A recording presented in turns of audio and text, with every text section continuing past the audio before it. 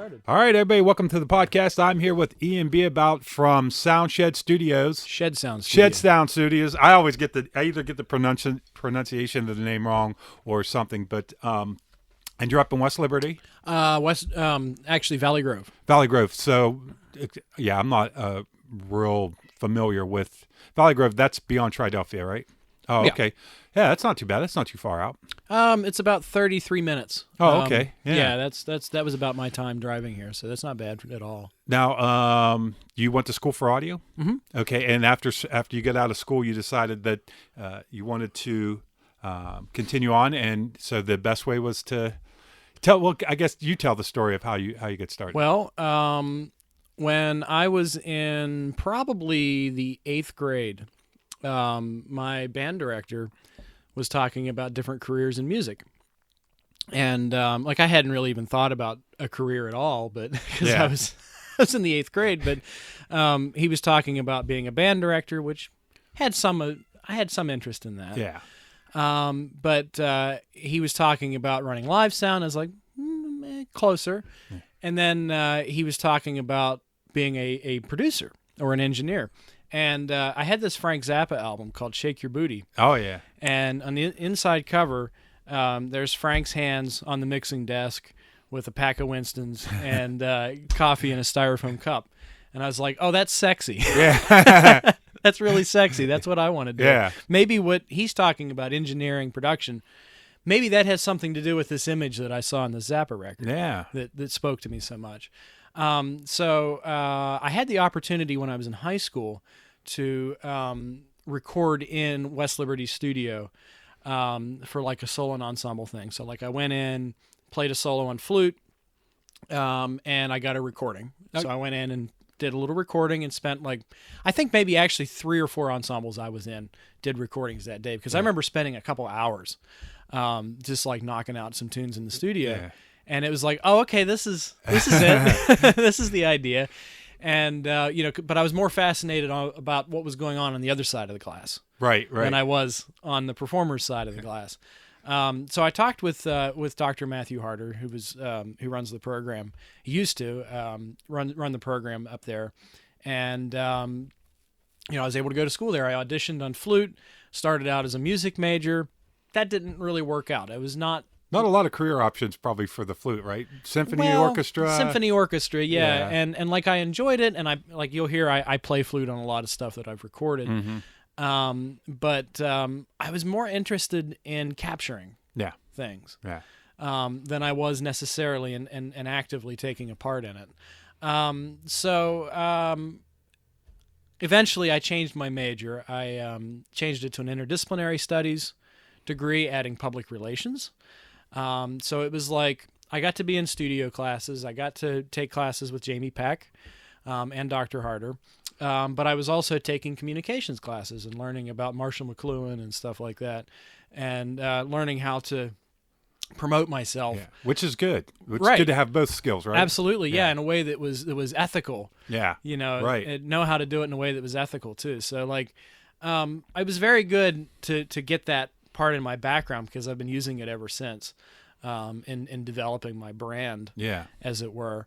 But when I graduated, I really didn't know what I was going to do until my folks were like, well, we got some room here.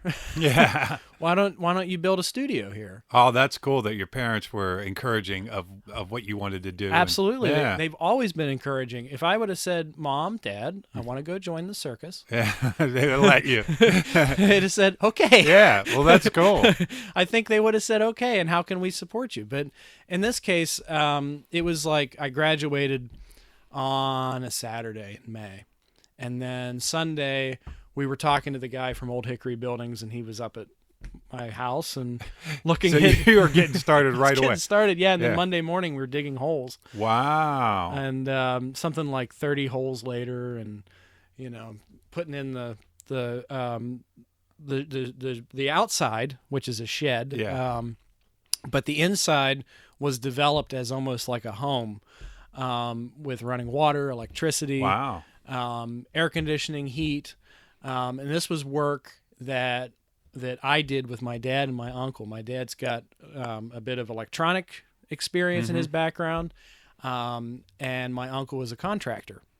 So Perfect. Yeah, so it was like I was learning a skill from my uncle or my father in the morning, and then I would just do that skill for the next 8 hours. Yeah. Like, we're going to panel today. And so I was paneling all day. And then, sometime started in May, sometime in September of that year, it was finished. Wow. Yeah. Perfect. I think that's great that you constructed it with your own hands. And I was spending time with my dad yesterday, and he had this hammer. We were up on the roof, and I remember that hammer from when I was a kid. And I said, "How long have you had that hammer?" He said, "I built this house with that hammer." And I told my brother about it later in the afternoon. He goes, "Yeah, Dad was over here a couple years ago, and he brought that hammer, and he said, 'Don't get too attached to that hammer.' I built my house with that hammer."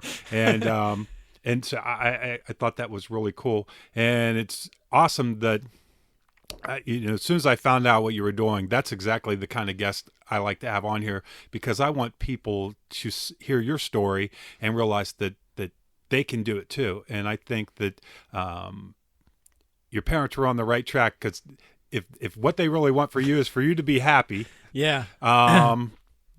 that sounds like you're right on that track.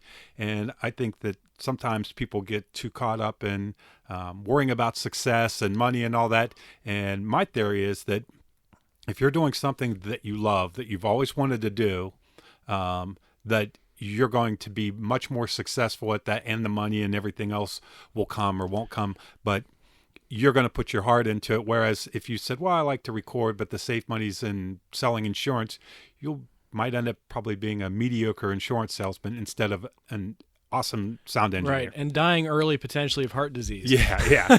Well, Which nobody wants, though. Nobody wants that. Yeah. And Jim Carrey, I remember him saying that his father always wanted to be a comedian, but I think he was some kind of salesman or something. And then he got fired from that job, and he said that his dad failed at a job that he didn't even want, and that's why he decided to be a comedian and really put everything into it, because he thought, well, if I'm going to fail at something, it's going to be the thing that I really want to do. And of course, he ended up being successful. He's Jim Carrey. He's yeah. Jim Carrey now. Yeah. So I think it's really awesome that just how that whole thing came together. And it does seem like DIY is maybe the best way to go about something these days, where you don't have to get hired by a studio and a record label, or I don't even know how engineers normally find work. Probably at your age, you would start out maybe as an intern, I would imagine. You probably get coffee for somebody for the next 15 years, and then yeah, maybe get a shot at the board. Yeah, right. And if you're lucky. and hopefully that doesn't erode your confidence, always being the guy in the back seat and thinking, well, these guys are the experts and I'm the newbie. And at some point, the only way you can be the expert is to get out there and do it. Right. Yeah. Just get out there and spend some time and make mistakes. Don't Sure. be afraid to make mistakes. Absolutely. And work with other people who are better than you. Right. Like the way that I develop, I found, is working with somebody who's a lot better than I am. And then I turn around and work with somebody else, and I've got all these new skill sets. Absolutely. That I've just picked up almost, by osmosis here. Well, I love hearing that, because that's definitely on the right track. You only hurt yourself if trying to be the smartest guy in the room. I always felt like when doing filmmaking that there were plenty of other people that had better ideas than me, so I wanted to hear them and learn from everybody else, and Sure. And definitely not be afraid to make mistakes. Yeah, that's important. Yeah, because who's great right out of the gate? Nobody is. Nobody is. No. And I'm sure as time goes on, you'll look back at your early work and you'll think, wow, there's things I could have done differently. But at the same time, you realize that it is your early work, and you respect it for what it is. Well, that's who I was then. Yeah. It's a representation of who I was then, and that's what the importance of recording is. Yeah. Is so that you always have that representation of who you were then, and kind of know, oh, well, okay, now I've progressed to this point, which is and nice to see. Yeah. And I can show that I've progressed. So, yeah, I agree with you. And you're living in a good time where it is possible to make a decent quality studio at your house, or put one together where it doesn't cost hundreds of thousands of dollars to put the equipment together. No, absolutely not. No, it's a good time to put one together. So what do you, without getting too technical, I guess, where people might not understand it, but what's your basic setup for recording? Oh, it is a really basic setup, actually. Yeah. I'm running a Focusrite.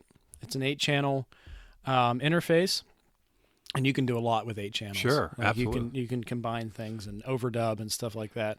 You can get overwhelmed with the 62 channels, right? And get really overwhelmed with 62 Yeah. channels. Yeah. Well, you start with 8, and then I run Pro Tools, which is industry standard Sure. recording workstation. And you can put up to 60. You can put as many tracks as you want Because you on take there. those 8 and you put them on the one, and then yeah. You just put 8 and leave them there, and then put another 8 on top of it. Okay. Yeah. I see. Okay. You have limited amount of tracks you can put on. Literally as much as your CPU can handle. Wow. You can pile on and pile on. So, like in a lot of cases, I'll use those 8 tracks to track drums. Oh, okay. And send the other tracks through a mono scratch track on. I'll use 7 tracks for drums, use that mono scratch track for guitars, and then pull the scratch track out, and you've got this nice 3-dimensional drum sound that we can now build other tracks on top of. Wow, okay. But anyway, yeah, I'm running that Focusrite, and I've got a pair of JBLs that I'm running. I just got them, and they kick all kinds of butt. And I've got a Mac. Got a MacBook Pro that's served me really well. All the projects in front of you here were done on that MacBook Pro. So, which is what probably a lot of the people in the industry use. That's with filmmaking. Final Cut is Final Cut Pro. That's what everybody uses, and it's affordable. That's pretty much what we were using.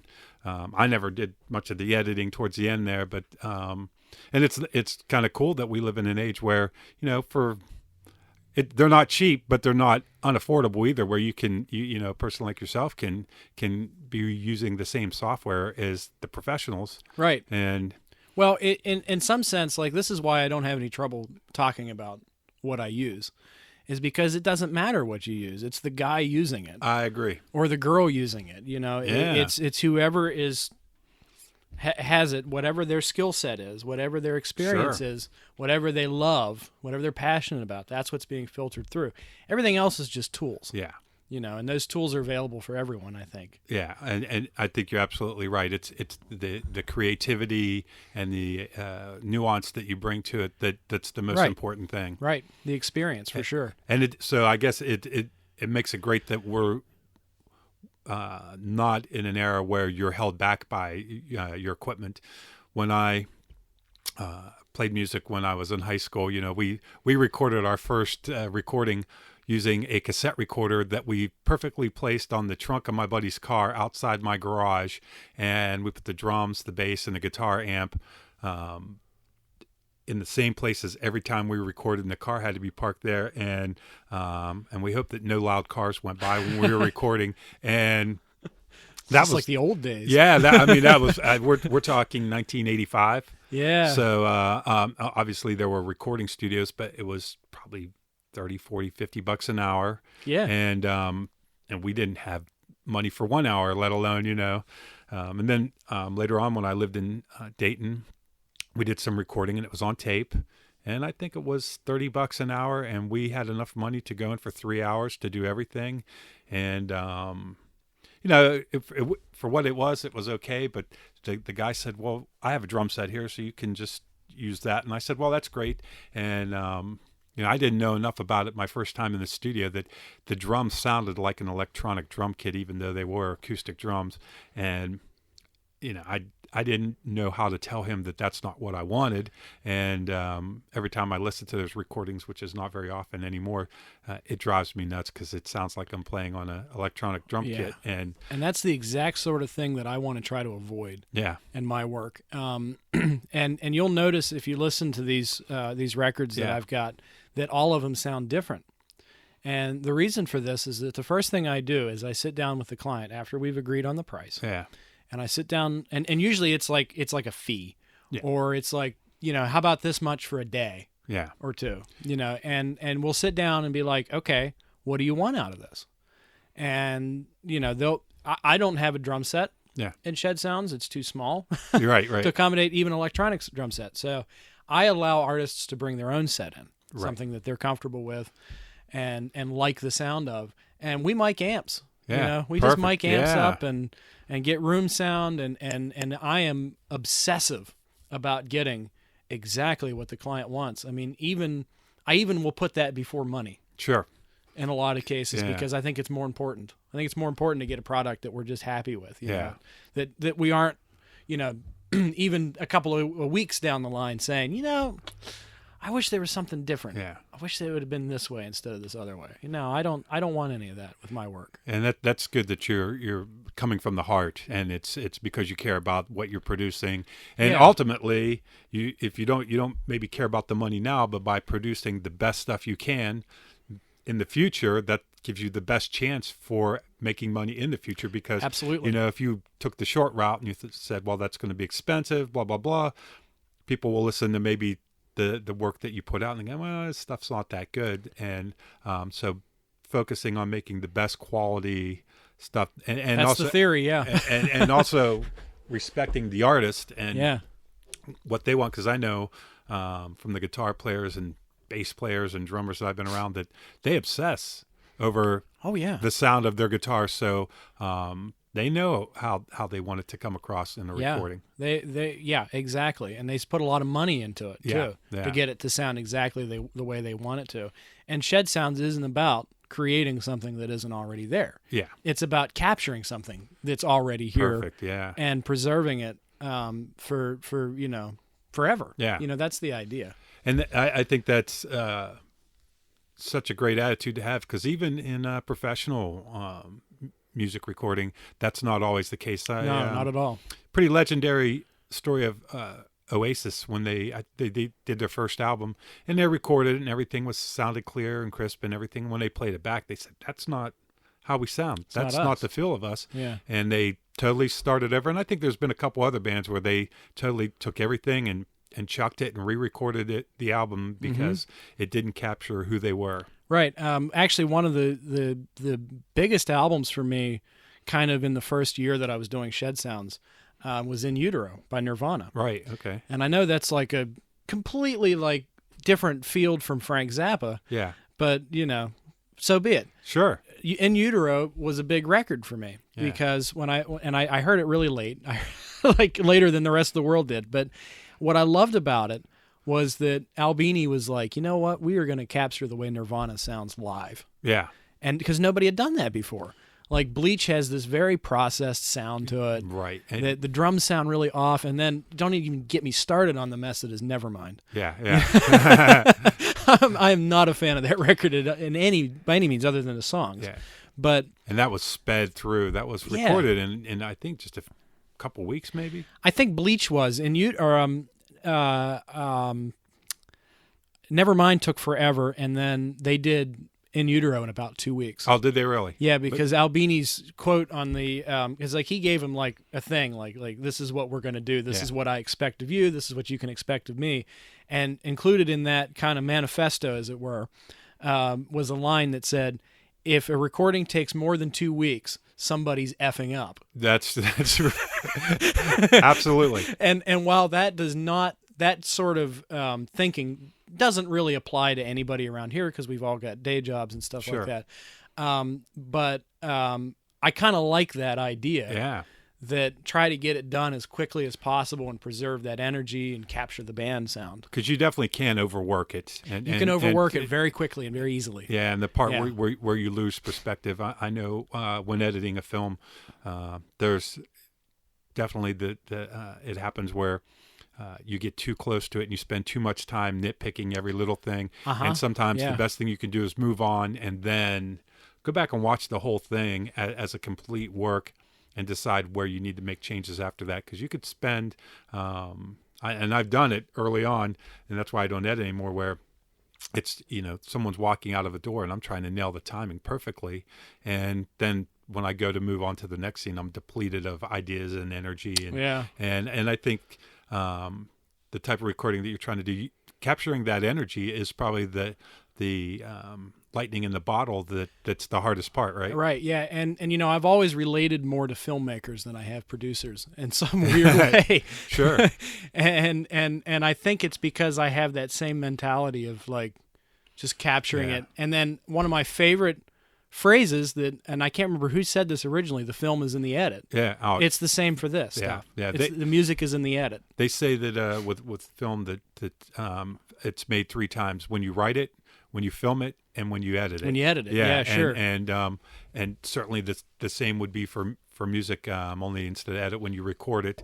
And I think, being that you seem like a really cool guy and kind of laid back and you love what you're doing, that helps the artist when they get in the studio feel relaxed, be able to get the energy going, and you understand that that's important. That you can't rush people, but you also can't, creating the right atmosphere is important. Is essential. Yeah. People come in the studio, they should be excited to be there, and hey, we're recording an album. And absolutely. And so much of that atmosphere, like you said, that's in a recording session will encode itself in the DNA of what you're hearing. Yeah. And like, I think that certain records where you can hear the band weren't getting along, it's like, something doesn't seem, you can tell, cohesive. Not to name any like the White Album, but something's kind of wrong. But then when everybody's kind of on the same page and working together, I think that you can tell when people are happy.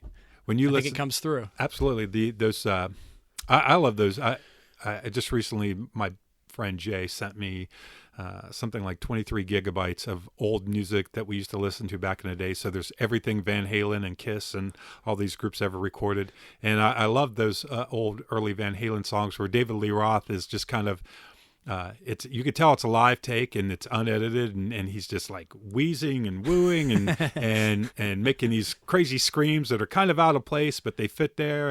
And he's talking to the producer at one point, and even the beginning of Sweet Home Alabama, where he says, "Turn it up." Turn it up. Everybody loves that. Nowadays, people might be inclined to take that out, but that kind of, lends itself to authenticity. It does. It does.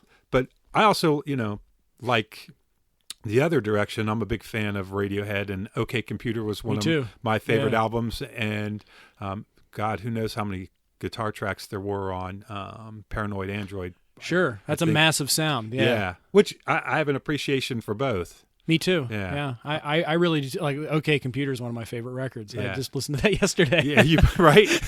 You put that on the headphones and you realize how much is going on there, and it's just a work of art. And then you can also have an appreciation for something like the Sex Pistols, where it's really raw and just kind of thrown together. And that's what's great about music, is that kind of whatever works for the song, if it's done right, it's worth listening to. It's the aesthetic. Yeah, absolutely. Yeah, that's what's important. Yeah. And I imagine a part of what you do that's important is understanding the aesthetic that the band wants and who they are. And yes. Do you try to catch them live before you record them? Every time. Good. Yeah. If I can. If I can't do that, I will ask bands to come and set up and play for me. Perfect. In the studio. So like the Gossamer project, which is my most recent to date. There's a new one that's going to come out probably really soon called Moonmen 3. But this record here, I'd never seen them live. And a friend of mine, Mike McNeil, recommended that Dan Lawrence get a hold of me. It was his band. And it took a while, but I think in March they came up, sat up and played and did a set in ShedSounds, and it was just like you could feel the floor moving. Wow. It was so powerful. And that feeling, they played the whole EP down, and I was the only audience member. And that feeling like, oh, okay, so I get to play with this. Yeah. That's cool. That's awesome. So where are they from? They are from Mingo Junction, Ohio, which actually isn't very far from here. No, just up the river, yeah. No, it's just about like 10 minutes away or something like that. Yeah, so for the people who can't see this, when Ian came today, he gave me a stack of CDs, some that he burned for me, but then some that are finished products. And I'm struck by, because I haven't bought independent music in a long time, how professional they look. The covers, everything. They even have the barcode on the back, which is cool. So these are like legit recordings, as much as any recording that you would get anywhere. That's the idea. Yeah. Yeah, it's you would never know if anybody didn't tell you that these were recorded locally in SoundShed. ShedSounds. ShedSounds. I ShedSounds. keep kidding. Studios. Here, I got a card. Oh, okay, perfect. Yeah, set it on the table here. So, what is there a particular genre of music that you focus on, or is it kind of entertain whoever comes through the door? Pretty much the latter more than the former. Yeah. And it's a desire and a need to be diverse. Yeah. That drives me. Like just in my everyday life. Like you look at my film collection, you look at my record collection. Sure. It's like all over the place. You don't want to be the guy that only does, hip hop reggae. Not really. Yeah, No. But at the same time, there are a couple of genres that I seem to work well in. Sure. Stoner metal is a big one. Punk, I'm pretty good at, and prog rock. And like what you're looking at here is a prog rock album, a stoner metal album, and a punk album. Oh, that's awesome. And those tend to be kind of those tone-based genres, where the sound is so important. Those are kind of where I excel. Yeah, that where just recording it on an iPhone won't do.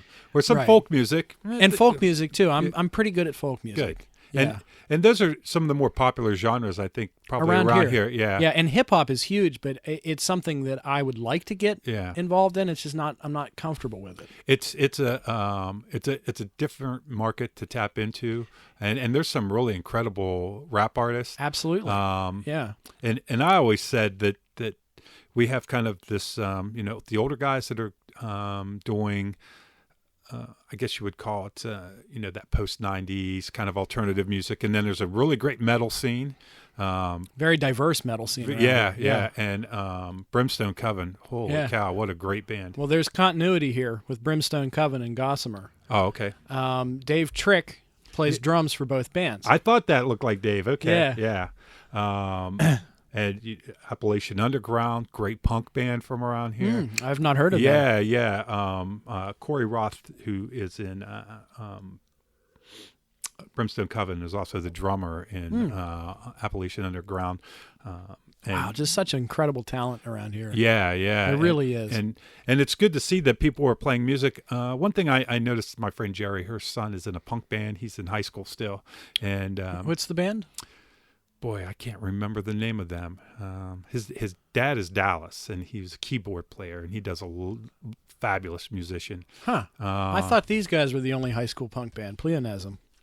I don't know if it's them or not. What's it? I can't read very well with my terrible eyesight, but it might. He might be one of the ones in the band. I'll find out though, and I'll send you a message. Yeah, for sure. And I'll send that. In fact, the band's supposed to come on the podcast, and in fact, any of these bands that you work with, if you want to suggest them for the podcast, I love having musicians on. Will do. Yeah. And you can even come on, and anybody that's a guest on the podcast. Once they're a guest, once they're free to co-host anytime they suggest a guest. Oh, awesome! That would be cool to hear the band, and then have you be there to maybe talk about the recording with the band. I think that's a great idea. Yeah, it'd be a lot of fun. Yeah, let's try to do that. Yeah. So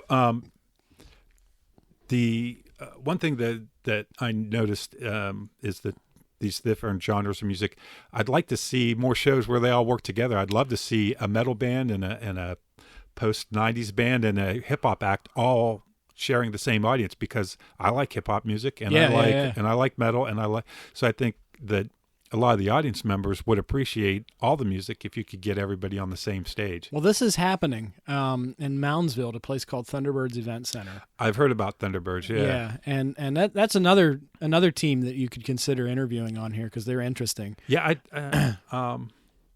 no, I was talking to a different group from there, but yeah, I'd love to have them on, yeah. And it's not on, because that whole scene started like people doing things in basements. Like, perfect. Like just setting up in a basement and playing. And they did this for 10 years. They were booking shows. They were booking venues. Started booking venues for bands to play in. And then the summer, actually, that I started really promoting ShedSounds, like starting to get serious about ShedSounds. Thunderbirds was also getting serious about starting a venue called Thunderbirds. And when you go to a Thunderbird show, they will have theme, like they'll have a metal night or they'll have a punk night. But it's not unusual to see a hip hop artist, a stoner metal band, and a punk band, and a folk. Oh, perfect! A girl playing guitar all in the same night. You know, that's see. I'm 52, so I'm kind of out of the loop on a lot of that stuff. Yeah, so it's easy to happen. Yeah, I'm glad to hear that's going on here locally, because it is important, and I do think that people anymore, they're not really genre specific in what they like to listen to. They're mood specific. They're mood specific. Yeah, and there's this kind of amazing thing, I think, where kids today have access to everything. Yeah, I mean, just like the last century of recorded music, and I think it's starting to come through in the music that they're making. I think that the music has more diversity as a result, and it's really exciting. It's really exciting. A nice amalgamation of all their influences, which the more varied they are, the better it is. Yeah, and it's like it's cool to be varied. Yeah. Again, in which I'm really encouraged by. I was listening to CD in my car. I still like to have CDs in the car, and I had a Led Zeppelin mix CD, which I never was into them ever before, and just in the last month or so I kind of got into Led Zeppelin. But then when that CD ended, it went into the next CD, and it was Skrillex. Bangarang came on, and I was like, wow, I forgot how much I like this too. And then I think there's an Oasis mix and a Black Crowes mix, and any one of them that comes on, I could pretty much get into it. That's not. One day I got Christoph Penderecki and Billie Eilish on the same day. and it works, right? And it works for me, Sometimes it just depends on your mood as it goes on throughout the day. Right, yeah. It just depends on what you're in the mood for.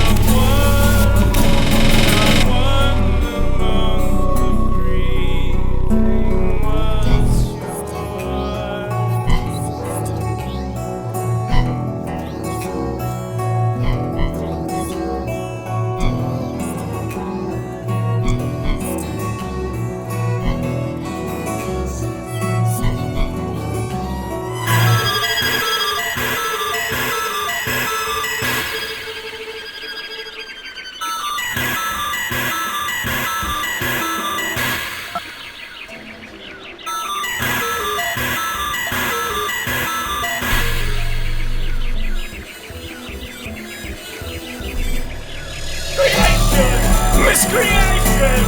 Uplifting victories bring the light! Miscreation! Miscreation! Push the gravestone aside! Miscreation! Miscreation! Zeros in one side the sky! Zeros in one side the sky! Now look at your child!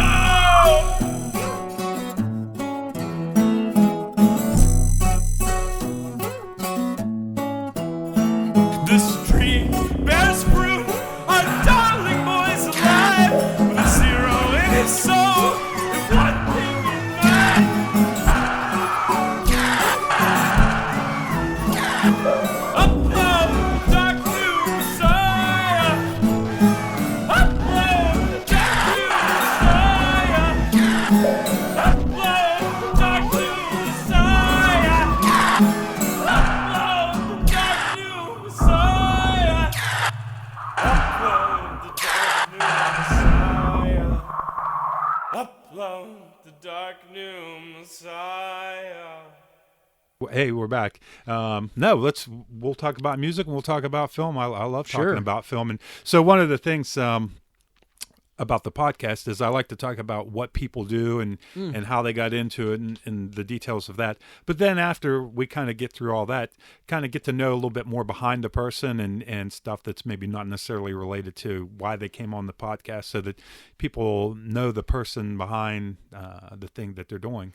And that's what's nice about podcasts. You have the longer format. You can go on a radio and do a 5-minute, 10-minute, 15-minute segment, and they're just barely scratching the surface of what you're doing. And usually they know what you're doing, but why you do it kind of gets lost in the nuance of it. Because you got to hit that 15-minute commercial. Yeah, and it breaks the flow, and the only thing that breaks the flow here is my small bladder.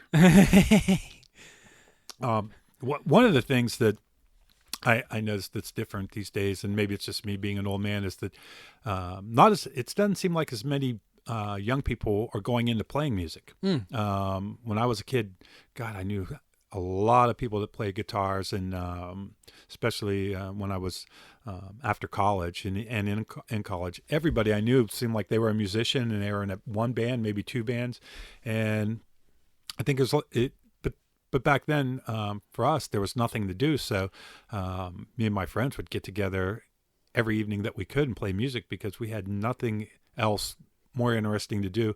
And now it's very easy to get entertained by your phone, Sure. by Netflix and the internet and just everything going on. The discipline that it takes to be really good at an instrument. Yeah. It's kind of, I feel like it's getting lost more and more. And I consider production an instrument. Absolutely. And there's probably, even if there's less musicians, there's even fewer people that are doing production. Well, I'm not sure that's exactly my experience. Oh, okay. To be honest with you. And it could be the result of some kind of generational gap. But it seems like the generations that are coming now are like prodigies. Oh, okay. Like there's a lot of prodigies happening. Yeah. Like for instance, Pleonasm happening in Moundsville, West Virginia. Here's this 3-piece band with, all kinds of gumption to go play. Yeah. And at the same time, there's I believe they're either a quartet or a quintet that attend Wheeling Park High School called 12/8. Oh, okay. And they're playing like Led Zeppelin, Pink Floyd, type stuff. Like the last time I saw them, they launched into this groove that was right out of Echoes. Oh, wow. And they must have slammed this thing in the ground for 10 minutes. And it was just so exciting to to experience that here, live. Well, and it might be in a weird way a good thing. The old music system where you had a record label and you had to, I remember when I was younger, the big thing if you were in a band was to get a record contract. And that was the difference between being a guy that works at Walmart and plays guitar and being a professional musician. Right. And then I've got a record contract and it didn't change that much, to be honest with you. Well, and I think having a record contract nowadays is not the same as it wasn't the golden ticket. And even, I had some friends that were in a great band called the Snapdragons, and they signed with I think it was Warner Brothers. Well, that's a big label, yeah. And but you realize that not everybody that signs with Warner Brothers is going to, it unfortunately the album wasn't recorded the way you recorded an album. I don't think they captured their sound perfectly or even really, to me, it wasn't the band that I knew. And so they, it was a short run and then they were back to being regular guys doing, regular jobs and not to any fault of their own. It was just, so I think we had a misconception that a record deal was the be all end all. But, the holy grail. Yeah. But it's not, because what a record label is good because you can say that you're on a record label. Yeah. And it's also good because it gets your music out there to publications that wouldn't hear it. In this case, the record label handled Melodic Revolution Records. We're actually label mates with another local band, Neverwake. Oh, okay. If you're familiar with them. But anyway, this they gave us online streaming for free. Yeah. We got that included with our deal. But I'm still waiting for my fat royalty check. Well, and I think that the DIY way is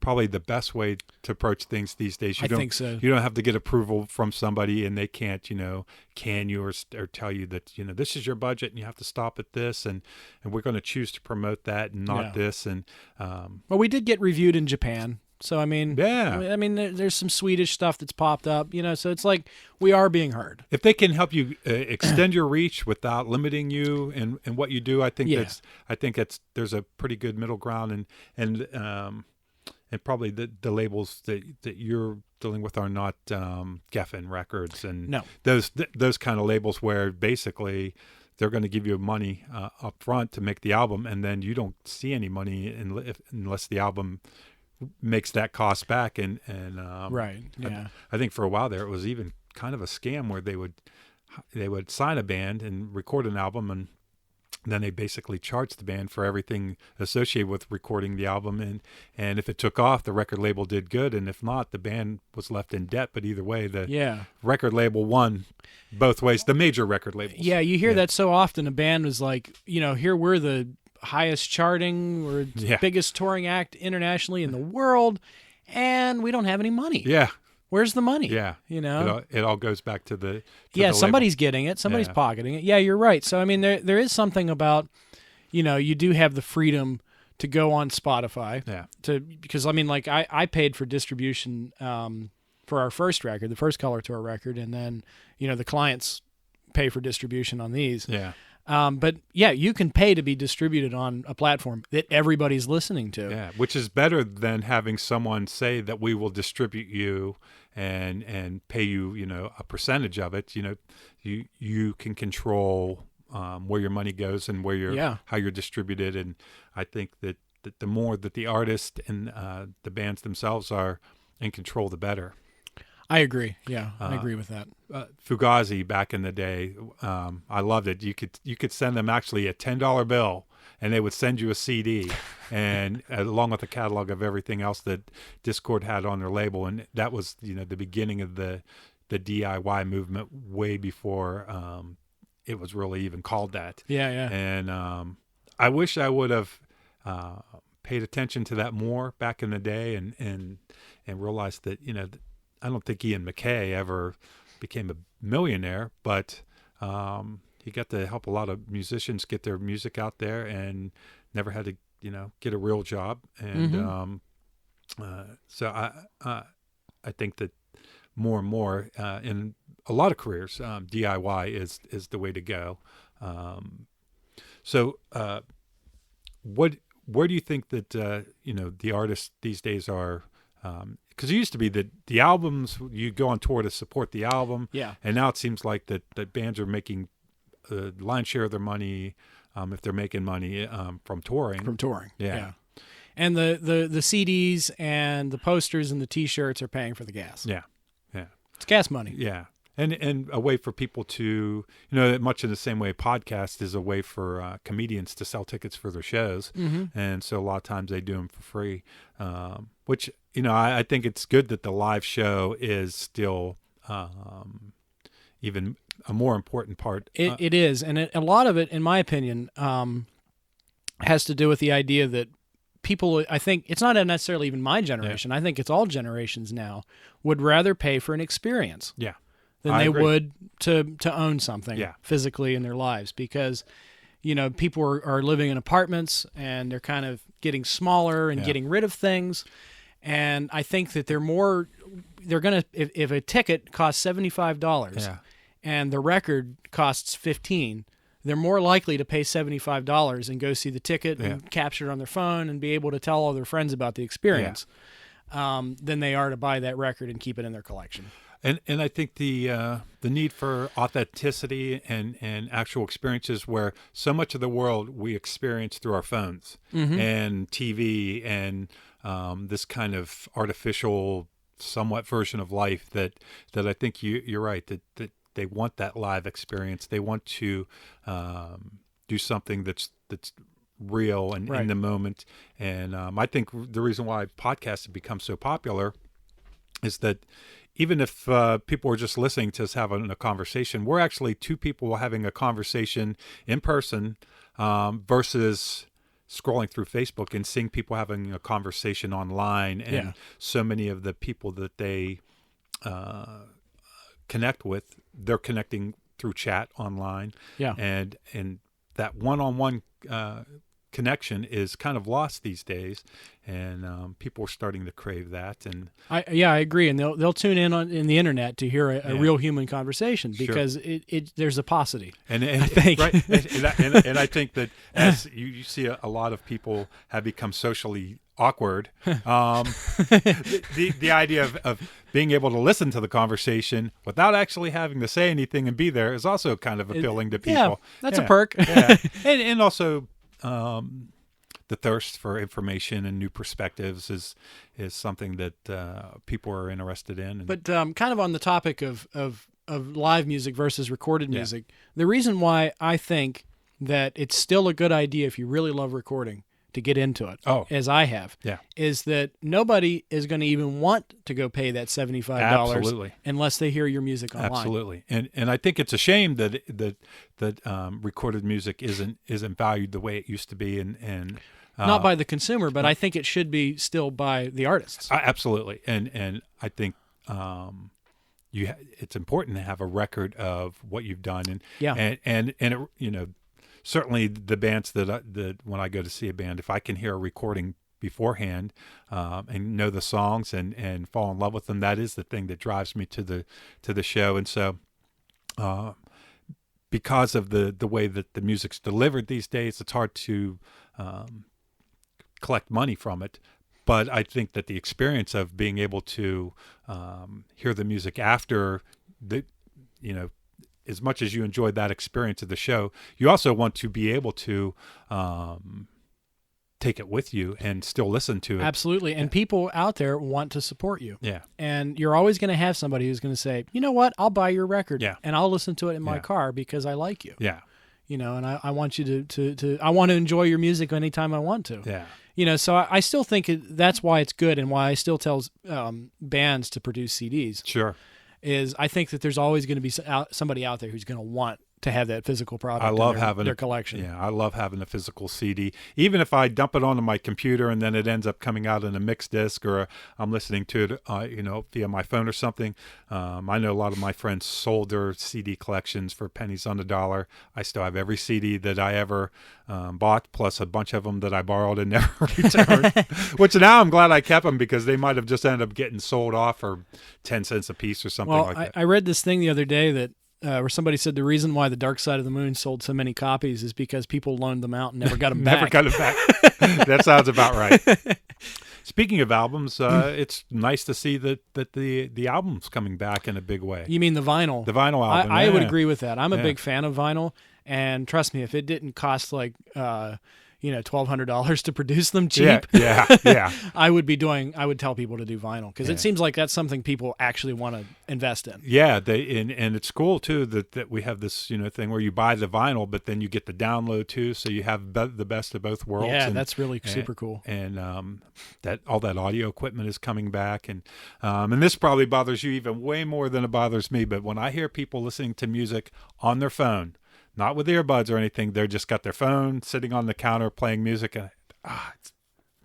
And when I was young, and I'm an old guy, everybody had a stereo system in their house, and they try to get the most banging speakers, and your car, you wanted to have we spent lots of money on car stereos because we wanted the best fidelity that we could get. And I'm rocking an Alpine in my car, so I love fidelity in my music. I'm obsessed with it. That's why I got into this. However, I still mix for phones. Like I will mix on monitors. Yeah, you have to, though, right? Stereo and high definition sound and all that.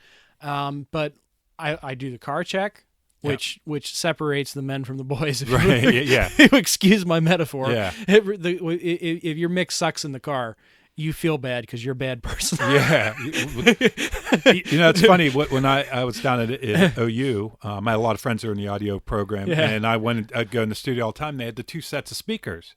And there was the really good speakers, and then there were the crappy speakers, and they're like, well, yeah, we play it back through the crappy speakers because we want to make sure that that's what that everybody's listening on. Yeah, that we want to make sure that it cuts through, Yeah. and that we're not missing anything when people are listening in an average situation. So I'll listen on my car stereo, and I will do the mono on the phone iPhone check, on everything before it goes out, because that's where most people are listening to. And you have to accept the way that things are done. And I know with filmmaking, I realize that the people that make it to the premiere and come to see it in the movie theater are a few, and then everybody else is going to be watching it on YouTube. Yeah. And they're probably going to be bouncing back and forth between a Facebook notification and, pausing it or getting up to go to the bathroom, and they're going to miss a part of it. And so that's why, for me, the live premiere was important, because that was about the only time you're going to have their undivided attention with the right quality. And, right. I just saw a quote from David Lynch the other day, where he said, people watching movies on their phones is such a sadness. Yeah, it is. It really is. It is. It diminishes the experience, the full 3-dimensional sound. And I don't have a home theater. Yeah. I'm watching art films on like a 19-inch monitor, but that's better than, on your phone. Yeah. Where you can't even really see any detail at all. Yeah. Personally, I think I've ever, other than some YouTube videos when I'm in the kitchen and I'm trying to cook something and I'm watching a tutorial, but otherwise I like to stream everything, to the big TV. Oh yeah. And certainly movies, I want to watch it on the big format, and I definitely have an appreciation for the theater experience. Even the TV can't. And I haven't seen a film in the theater for a long time. Yeah. Yeah, and it's something I would like to do again. Well, unfortunately, a lot of what's available in the theater it's not my bag. Yeah, it's not mine. Yeah. If you like art films, you like something a little bit more intellectual, and especially old films, you're kind of screwed. The Criterion Collection is really the only place you can go for that sort of stuff. Yeah. Otherwise, if you like superhero movies and things with lots of explosions and things like that, the theater has got you covered. Yeah. And some of the bigger names. But I'm suffering from something of a CGI overload. Yeah, I think everybody is. It's kind of that the uncanny valley, where where the right on. It's close, but it's not, and plus I think because we do, and it's the effects are way overdone a lot of times, and I like when they use some restraint and. Yeah, I do too. I would almost rather see a low-budget film. Yeah. I would rather see a low-budget film where somebody had to use his or her imagination to solve creative problems to get their vision on the screen. I like science fiction, and I do too. I really like independent science fiction when they know that they're low budget, and so they focus on the story. Yeah, and that's what always I liked about science fiction is the unique aspect of life under these future conditions or whatever. Yeah. And not the spaceships shooting lasers, and although that stuff's cool too, I like that they focus on the story and yeah, me too. And you can do a really good science fiction movie on a marginal budget if you shoot in close and you limit your effects, and it's still more about the story and the characters. Drive the story forward. Yeah. Those are some of my favorite science fiction films as well. The ones that rely on super big effects, sometimes the story is second place to the big effect. And right. I think the exact moment where I gave up on modern filmmaking was The Battle of Five Armies by Peter Jackson, the last Hobbit film.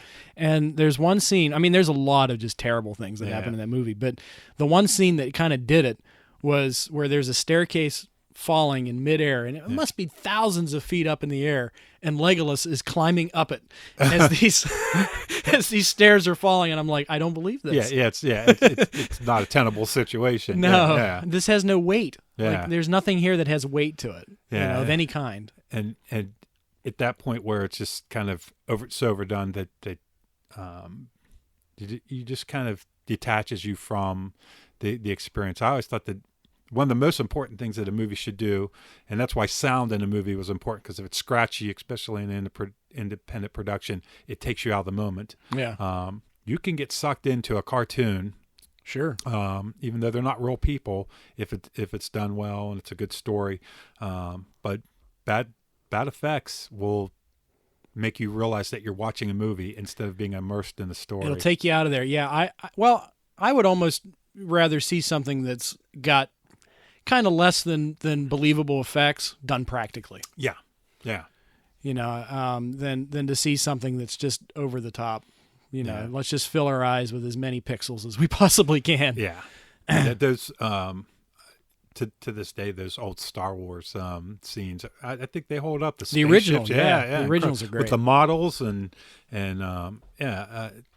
Well, 2001: A Space Odyssey is probably my favorite film of all time. It's Stanley Kubrick's definitely my favorite director. And He's that up there. movie's incredible. Yeah, I've become a bigger Stanley Kubrick fan in the past 6 months or something like that. Yeah. And 2001, it, like a lot of people accept that film as like science fact these days, because if you look at all of the major franchises that have come afterward, Star Wars, Star Trek, even Blade Runner and stuff like that, they all shared a design person, and I'm trying to remember, Douglas Trumbull, I think. Okay. Who also made a film called Silent Running, which you might be familiar with, influenced Star Wars. But this guy was a production designer on 2001: A Space Odyssey. Went on to do the production design on Star Trek: The Motion Picture, Blade Runner. Yeah. I think he did do a Star Wars film. So I mean, that whatever vocabulary was built in 2001, I think went on to become almost like a baseline, a factual baseline. Well, and it's funny too, because I think in many ways that 2001 is like the Great Pyramid. There were others that took from it afterwards, but the Great Pyramid still is kind of the best of all the pyramids, and absolutely, and the docking scene, and just so many of the scenes in 2001 are so perfect. And his choice to not have any sound, or just that, as far as conveying that feeling of being in space. I don't know that anybody today even does it that good. Even Gravity. I've yet to see that one. I've heard that it was influenced by Kubrick. Yeah. I don't think it was as good. I mean, because Stanley also would hold on shots a lot longer than people would, and he didn't mind a slow burn to get the point across. And really, that whole movie, I watched it after I watched Star Wars when the first time I watched it, and I thought it was boring and slow paced. And it wasn't until I got a lot older that I realized the genius of it. Yeah. And Kubrick in general. He's put out so many great films. Yeah. A Clockwork Orange is another one that I love. Yeah. But even some of his early work, like Doctor Strangelove, Paths of Glory, is an awesome film. Great movie, yeah. Lolita, is another really good one. I love. Well, Peter Sellers is my all-time favorite actor. Oh, really? Yeah. So pretty much anything he's in, but he was unique in his collaborations with Kubrick, and that Kubrick was the control freak. Yeah. Like 75 takes or something like that was the norm. Was normal for him, but I think Peter Sellers was the only actor he was completely hands off with. Like, he knew he just let him go. He knew the first take was going to be the best one. Well, and what's interesting is that everything he did was well thought out, but at the same time he had a different technique for how he filmed every movie. Mm-hmm. Clockwork Orange, he just went off the book. Yeah. He didn't. There wasn't the formal script that he had with other movies, and with a book and a highlighter. Yeah, the book. That's all you need. Yeah.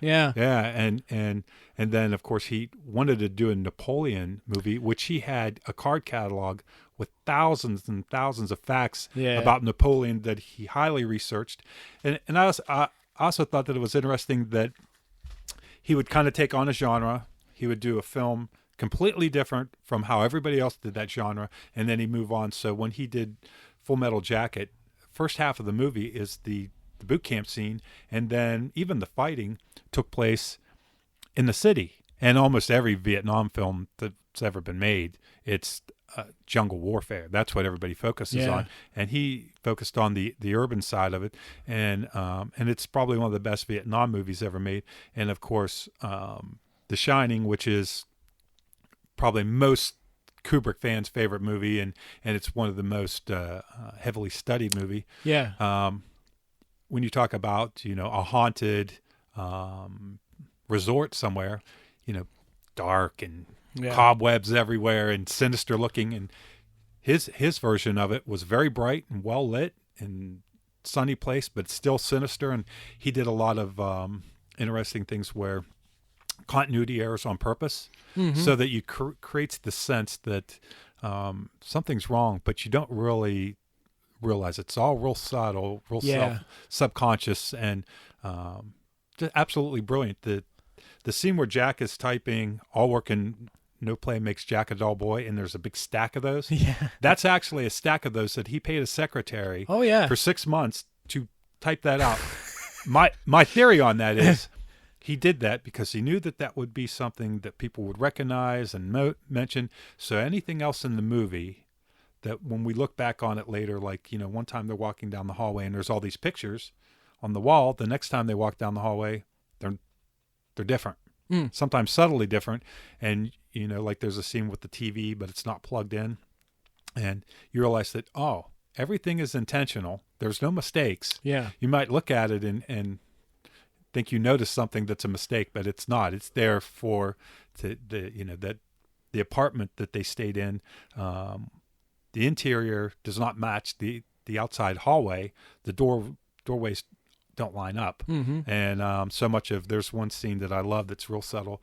There's people walking in the background, but if you look at the layout of the building, there's a window and then these people walking, but you don't see them in the window. So it's almost like they're appearing out of nowhere. And it's so subtle that until it was pointed out to me, I didn't notice it. But yeah, so, everything from Barry Lyndon, where he used NASA cameras to get film in low light. The f-stop at what was it? What was his? It was ridiculous. He pulled it down to less than 1/8. Yeah. Yeah. It was. That's a film that I can't seem to get through, but I appreciate it so much. I just appreciate looking at it so much. Yeah. It's a very level of detail that is just missing. And I think everything from, like you said, Clockwork Orange, man, what a powerful movie. And I don't know which movie is my favorite. Probably 2001. I always say that one, but Clockwork it stirred some It's stuff disturbing. in me. It's disturbing. Well, it stirred some things in me Did when it really? when I was 16 or something, seeing it for the first time, Yeah. because kind of the satirical side of it. Yeah. That kind of went over my head the Yeah. first time I saw it. And the first time I saw it, I was like, "Oh, this is violence, but it's stylized." And the music is so jaunty and it's like classical Yeah. music, and it's like I'm laughing at this, but is that okay? Yeah.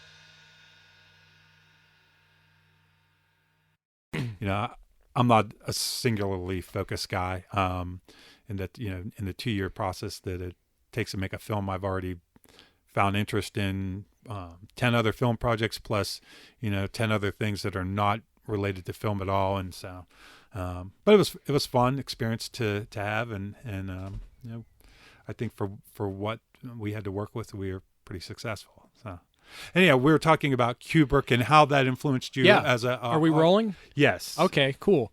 Well, Stanley Kubrick was the ultimate perfectionist, and this word can have a negative or positive connotation. True. At the same time, sometimes even. Yeah. But to me, what I like about that is that Kubrick knew that it was going to have his name on it. Yeah. So he expected a certain level of quality, and he knew his audience expected a certain level of quality if it had Stanley Kubrick's name on it. And like, to me, perfectionism, like you're only going to get within that 10% of human error anyway. Yeah. And that's kind of where the beauty of it is. But I think that you should still strive to be your absolute best because you're putting your name on it.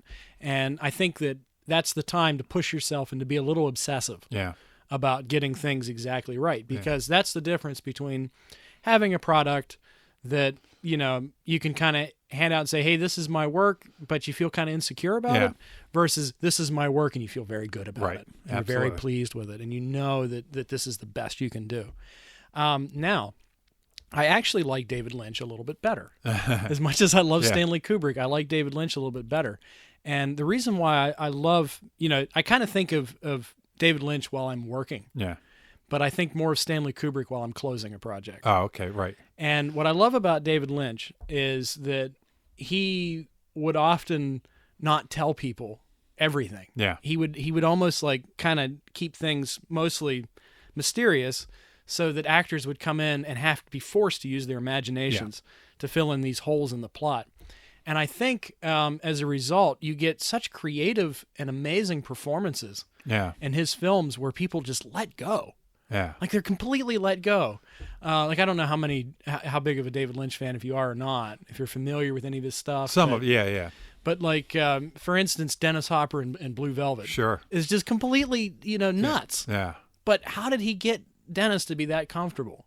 Yeah. To the point where he could let go that. Like that's kind of where I find him most interesting, is kind of in that, while you're doing it. Because they are kind of the opposite side of the coin. Kubrick was a photographer. Yes. And so he was definitely where the cameras were placed, the lighting and all, and the technical aspect, he was very acutely aware of. And I think that Malcolm McDowell said that Kubrick gave him no direction. I think he would just say, do it again.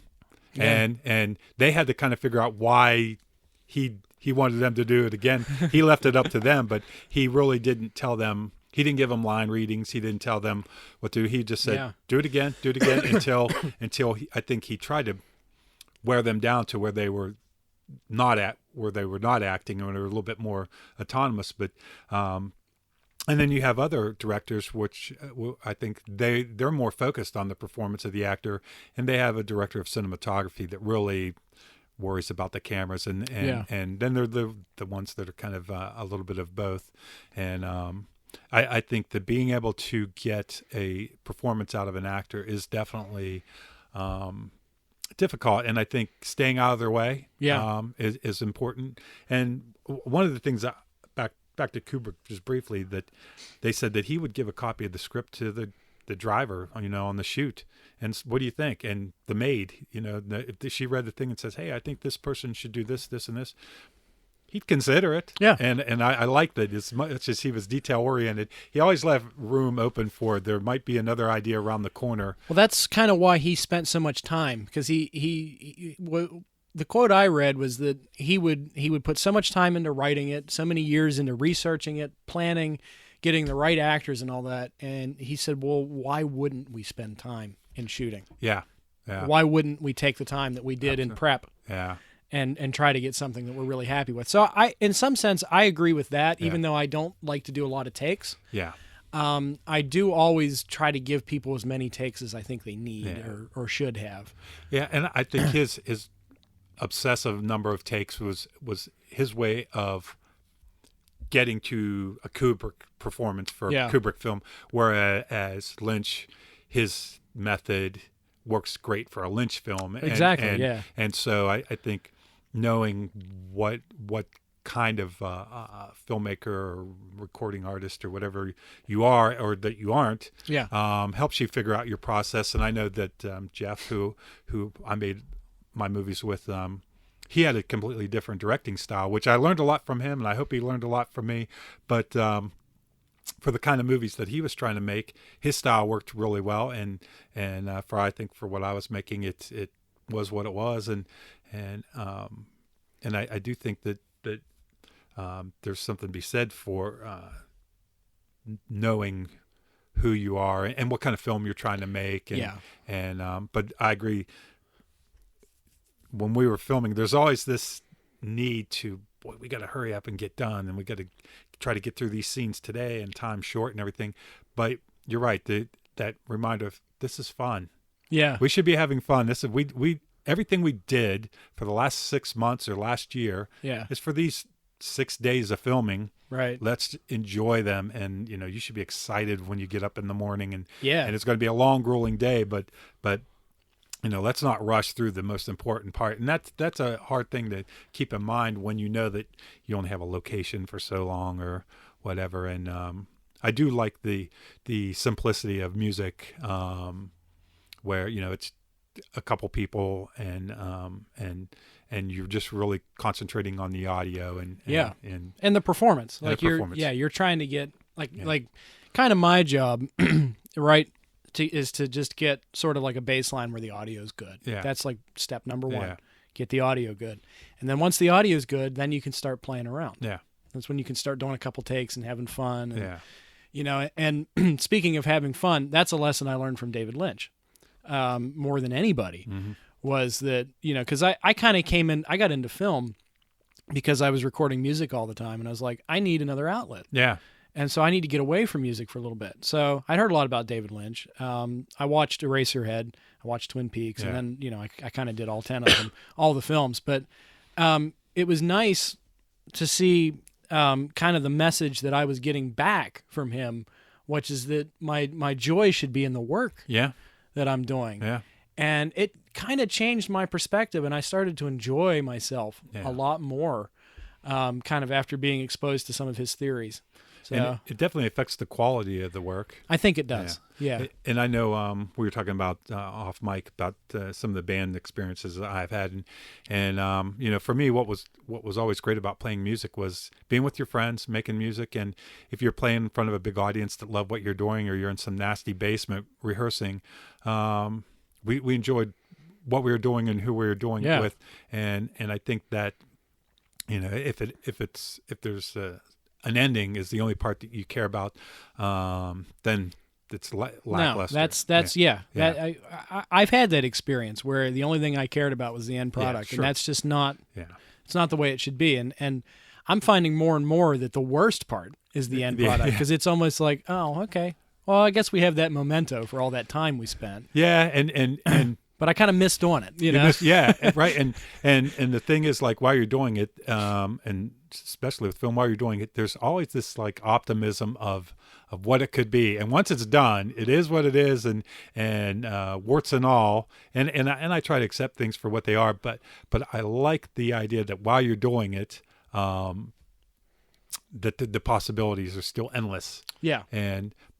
But just in general, the process of doing the thing is most of it, and so I think that to embrace that is really important. It's the most important thing. Yeah. I one of the things I got into recently is painting cars, and trucks and things like that, and someone said, how do you you're out there in the garage till 11 o'clock like last night masking it off, and I'm like, no, that's relaxing to me. I put on a podcast and I'm out in the garage, and I'm get lost. Get lost. Putting in masking tape is a very thoughtless thing to do, and I enjoy that part of it too. I enjoy the finished product, and I enjoy every step along the way.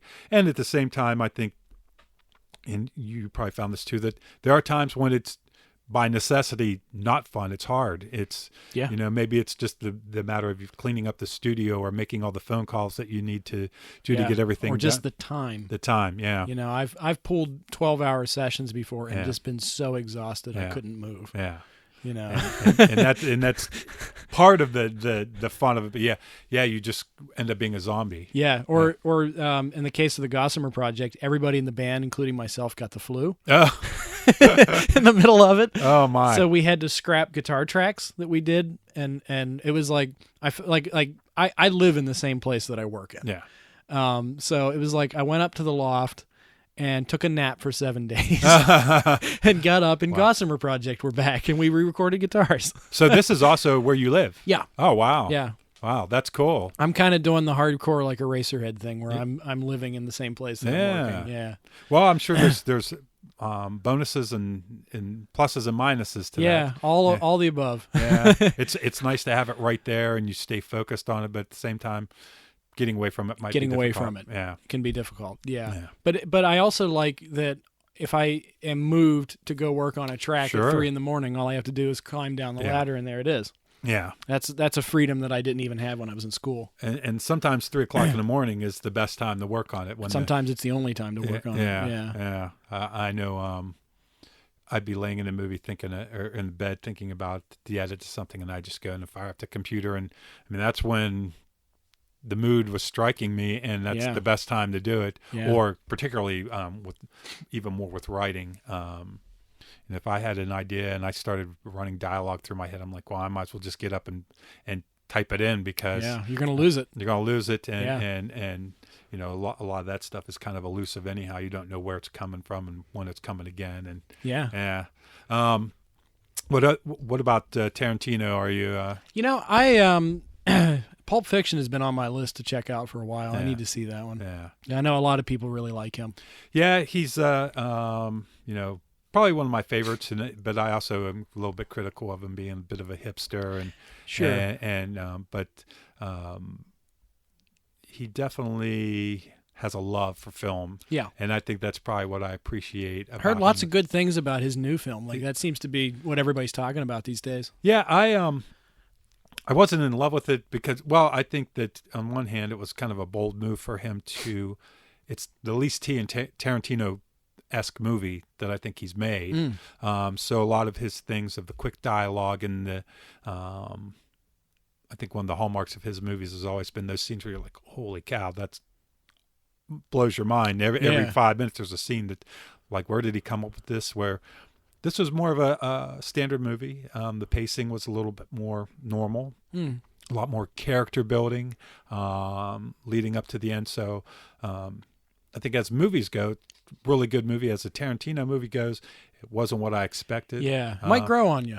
You never know. Well, yeah, and I think just appreciating it for what it is and not what I expected to be, and that's more on me. I know, like, a lot of people were disappointed with Eyes Wide Shut when it first came out, and even I wasn't that crazy about it the first couple times I saw it, but I think it, I think it holds up, over time. And if it wasn't a Kubrick movie, people would go, "Oh, it's a great movie." It's a great movie. It is. I think that's a good example because it's not as Kubrick-esque as some of his other films, but it's got some great scenes in it. Oh yeah, I love that film, but it could probably pass for not being Kubrick, sure, in my book, and where some of the other ones are pretty clearly his, and but that's that might be a testament to him as a director, as an artist, that he doesn't always have to be big signature on everything, and to show that that's not always all about him. I think the Masked Ball could be only made by one filmmaker. Yeah. That whole sequence I think is amazing. Just the design on the masks themselves and the emotions. Yeah. Like, I think Kubrick never did anything by accident. Like, he chose those expressions based on how they would make you feel when you saw them, and kind of the angles and all that. And I love the fact that you've got this guy just kind of noodling on keyboard the whole time. And how he comes up with those choices, and the fact that holy cow, we could do 2 podcasts forever on Kubrick. The fact that he didn't have like the thing that worked on the last movie has nothing to do with the thing that he does on the next movie at all. They're different movies. Yeah. It's almost like they all tie together in that they're all very eclectic and done to a high level, but there's also, in a certain sense, there's not a signature per se that other filmmakers may have. I film is fascinating and everything from the different styles of filmmaking from the people that lean heavily on the technical side to the people who really don't pay attention to it all, to the actor friendly ones, to the ones who regard the actors as just, another part of the set. Yeah. And both are capable of doing good work, much in the same way that you can enjoy a symphony orchestra or the Ramones. Yeah. And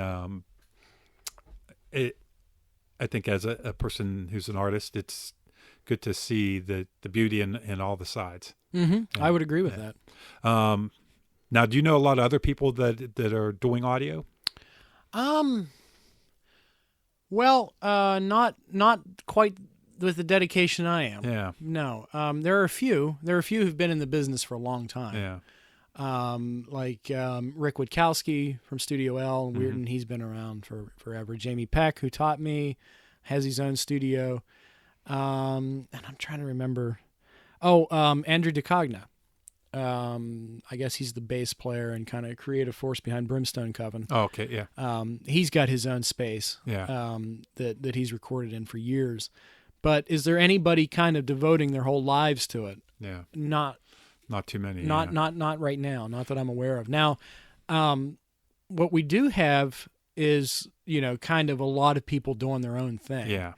And what they're not recording other people. They're recording their own project and putting it out, and it's, really high quality stuff, but they're not, kind of being a shapeshifter the way I am. Yeah. The research, that's, once again, this is another kind of heavy Stanley Kubrick influence. Yeah. The research that I put into all the projects, I think is really important. And it's something that not a lot of other people do. They just want to kind of get their own stuff out. Yeah. And what they're best at, but they're not studying it. Well, I think it's cool that we always said when it comes to art or film, my friend Mel, whose painting I showed you earlier, she said sometimes people's art is promoting the artist. Yeah. And so that's why you have PR people and all these other things. And I think that, the old thing used to be that the bass player was the guitar player that just couldn't find a gig. So he became the bass player. And I, maybe people that go into audio engineering by default, which there's nothing wrong with that. But I think it's cool that you specifically, that's your art form, and that it's not your second choice of, something else that you'd rather do, that this is, you're dedicated to doing this, and it's not the plan B. No. And that's really special, because it allows you to, I think, have a much higher level of detail. And it is. Yeah. I put a lot of time, and, I do think that not being particularly a musician is a hindrance. Like I would rather, I wish that I could play the keyboard really well, or the guitar or the drums, and be able to be one of those people who just backs a band and or backs a songwriter, and they pay a fee and then the guy does all the musical work too. I would love to be that kind of guy, but it's just not something I have an inclination toward. I've always been obsessed with the idea of capturing moments. Yeah. I'm a photographer too, amateur, kind of do it for fun, but it's sort of the same idea of, okay, I'm going to either find something that's already happening and capture it, or I'm going to make something happen and then capture it. But it's kind of the idea of not being a participant. Yeah. That's it. I guess one positive side is it does allow me to explore a lot of different kinds of things, almost out of necessity, but I also enjoy it. So it's it might be the best possible worlds. I don't know. I know, I'm the worst actor in the world. So I never really gave any thought of being on the other side of the camera. And I think that's kind of freeing in a way that I wasn't like, oh, I should be up there doing that. I'm like, I had a lot of respect for the people that could act. Yeah. And so I stayed in my lane and focused on that. And so, being able to be in their shoes, would that have been helpful? Sure. But at the same time, being able to just focus on, and the more I made film, I really concentrated on writing and directing. So once I got Desi Lacandis, who was my cinematographer pretty much from the start, he was so far ahead of me as far as the technical knowledge that I quit really learning about cameras, which, could be good or bad. But for me, it allowed me to really focus on the parts that I was interested in and turn over control to the parts that he was really interested in.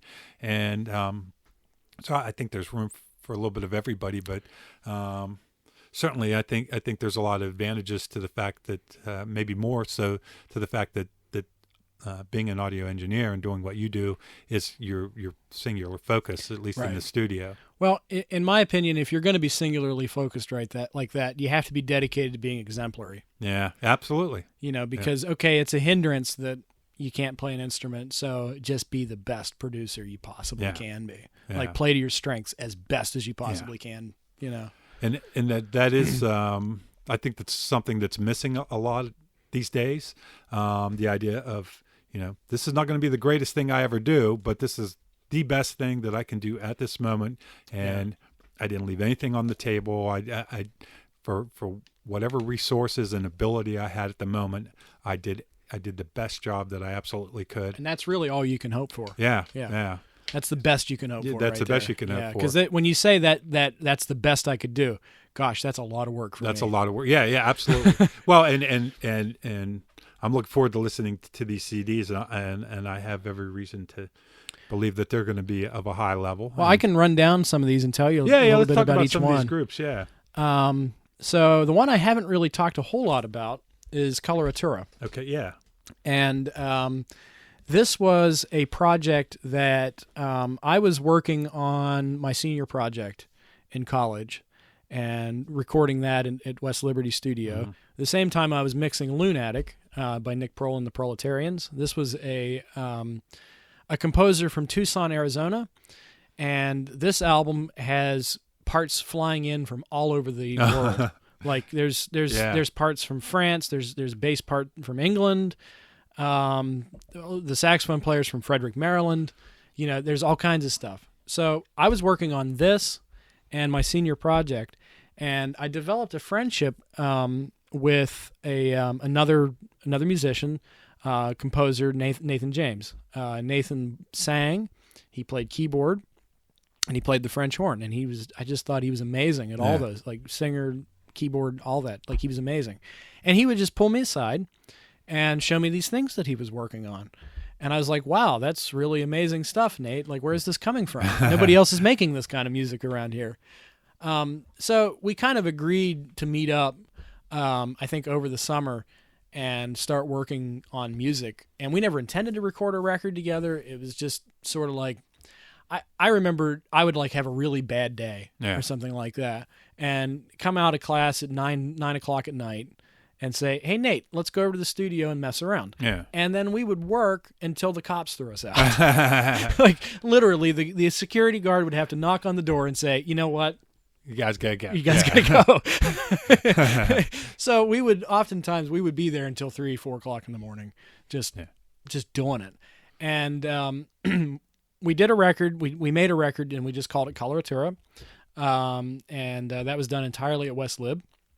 So when I had built the studio, come to the end of 2017, I said, Nate, let's do another record. Yeah. But this time, instead of it being something that we just kind of fell into, let's conceptualize it. Yeah. Let's do something, plan it out, a script, and sort of fill it all in.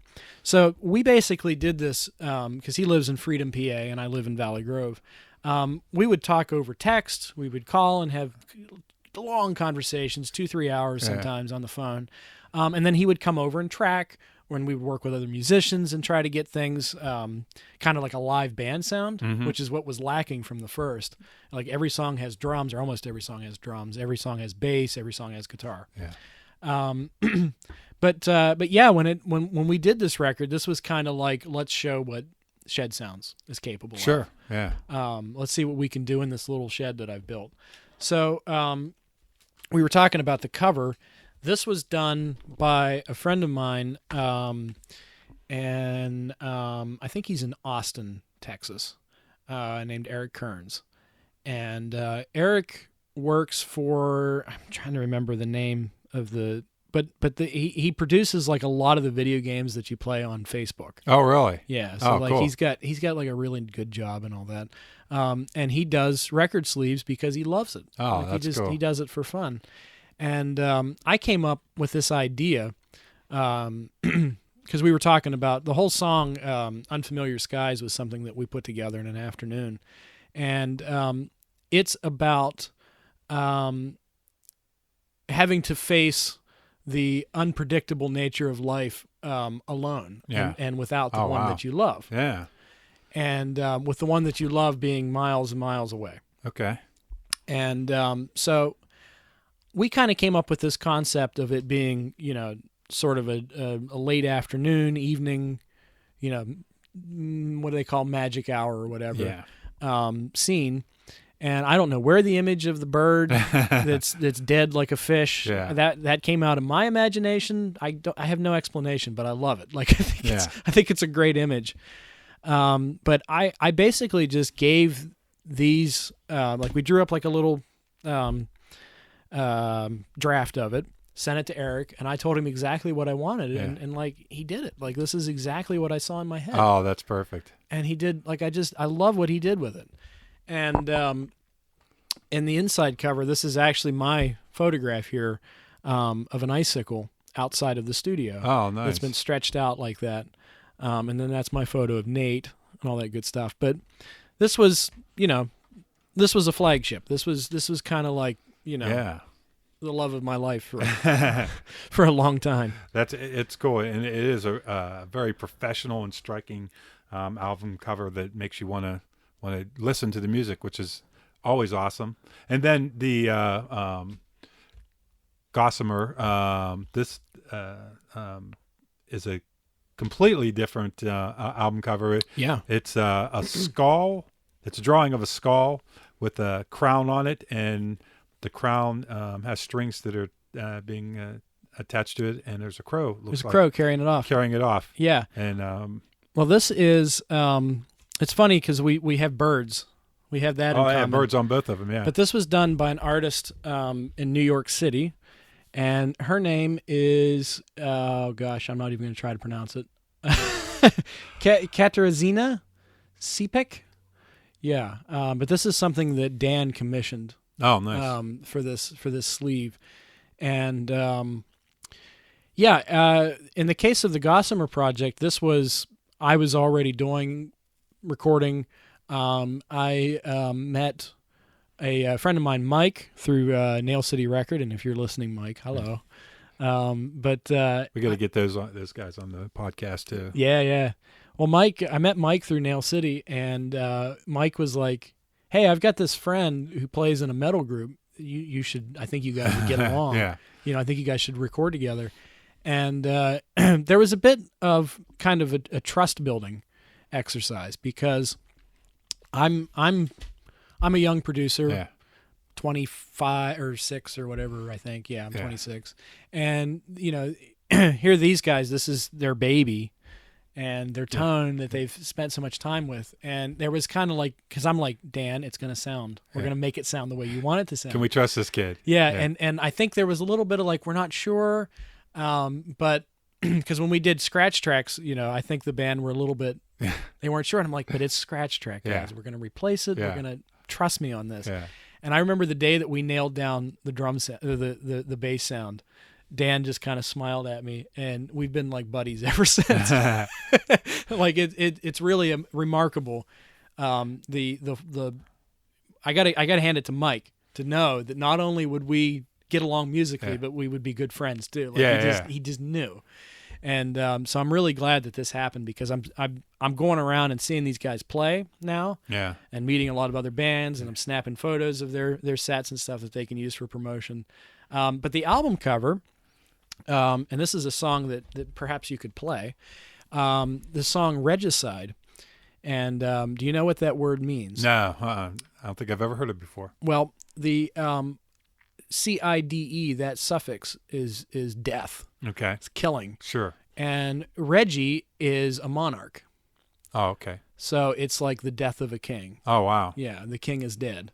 And that's why we have the crow carrying the Nice. skull. Yeah. Yeah, so it's all highly conceptual too. I'm really like as like a product, like overall, I'm really happy That's cool. with the Gossamer project. Yeah, this is one of the finest things I've worked on.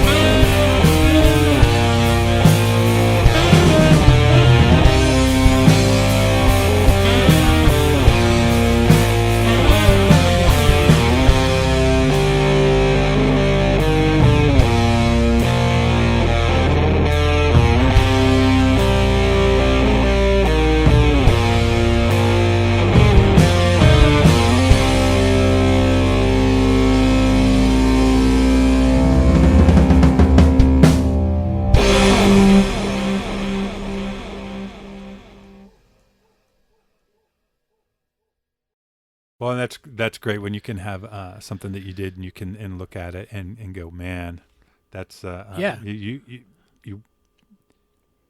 just have a kind of a love for it where you don't have to hold back and something you can be proud of. Yeah. Yeah. And that's exactly what we set out to do.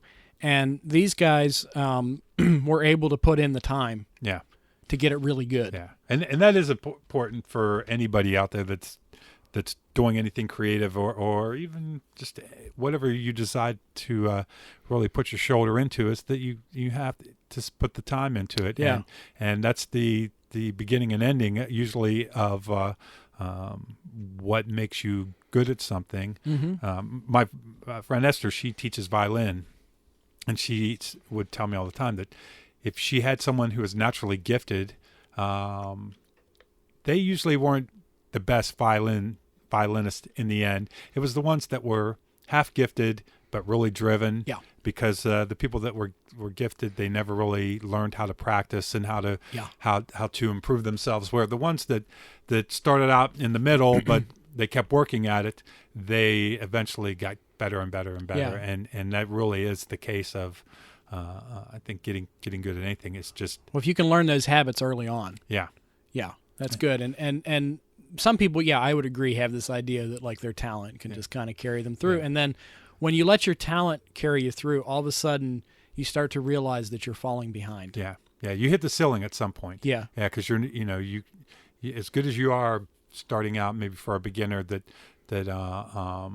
you're not maybe as good as you think you are. Where because it's competitive and people are working hard. Yeah. And that ability to both have the confidence in what you're doing at the moment, but also being able to look back and say, but there's room for improvement. Mm-hmm. And so always trying to do your best work and not getting distracted by your deficits. Yeah. But just acknowledging that, well, I'm doing good, but I can always do better. And that's kind of a tough thing. And it's also just the patience of knowing that this is going to be a long time coming. Well, speaking of patience, have you ever worked with teenagers? I went out of my way to not work with teenagers, actually. No, I love these kids dearly. Don't get me wrong. How do you pronounce the name? Pleonasm. Pleonasm. Yeah. Is that a real word or is that? It's a real word. Is it really? Yeah, and it means using too many words to describe something simple. I like it. Yeah, it's such a great story name. of my life. Yeah. Well, these kids, they were 16, 17, and 18 at the time of recording. Oh, wow. And this is a really fascinating kind of effort, because technically I don't think it's the strongest thing I've done, Mm-hmm. but at the same time, you were talking about the aesthetic and, okay, we're going to go see a symphony orchestra Yeah. do Brahms or go see the Ramones. Right. Well, this is more like the Ramones. Sure. Yeah. And a lot of this was like, okay, the reality of it is that I only have 8 inputs, and I have to track drums on their own, bass on its own, and guitar on its, and then vocals in another session. Yeah. But we're dealing with punk music, which is very right now. Yeah. And these kids are very right now. Yeah. They're always living in the moment. Yeah. And it's like the guitar tones are changing every single day because they're still exploring. Sure. And they should be. They should be exploring. But the guitar tones are changing every day. And every time they come in, they sound a little bit different. So it's like trying to get them to work with them to that point and then keep their interest in tracking. Yeah. It could be challenging. But we ended up doing this. I think we tried a version of it and it didn't work, so we scrapped it and started over. But I'm trying to find... Yeah, I guess they didn't print it on the back cover, but I think we did it in a session on like November 27th and then a session in December. Oh, wow. And then we did like basically pickups. Yeah. What they call in the film industry pickups after that. Yeah. Just kind of filling Punch in in spots here and here. there, yeah. But the majority of the backing tracks were done like in those 2 days, a month apart. The result is something that I think this disc slays. Like it's really not the most kind of finessed thing, but which for a punk band maybe it's what you better wanted. if it's a little Exactly. Uneven or raw and not polished. It should be. And like the last thing I wanted was people saying, you know what, Ian, you kind of polished what was special about them. Yeah, overproduced it. Yeah. You overproduced it. Yeah. And I didn't want that at all. Yeah. Like I kind of wanted it to be rough. So when we're talking about the 10% of human error, I think that this is a good example of where that can be a really beautiful thing. Do you know how the band Guided by Voices records their albums? No. So they're a Dayton band, and they had pretty good success in the 90s. But at least what I was told is that they've recorded all their albums at night in a record store in Columbus, where they recorded their first album.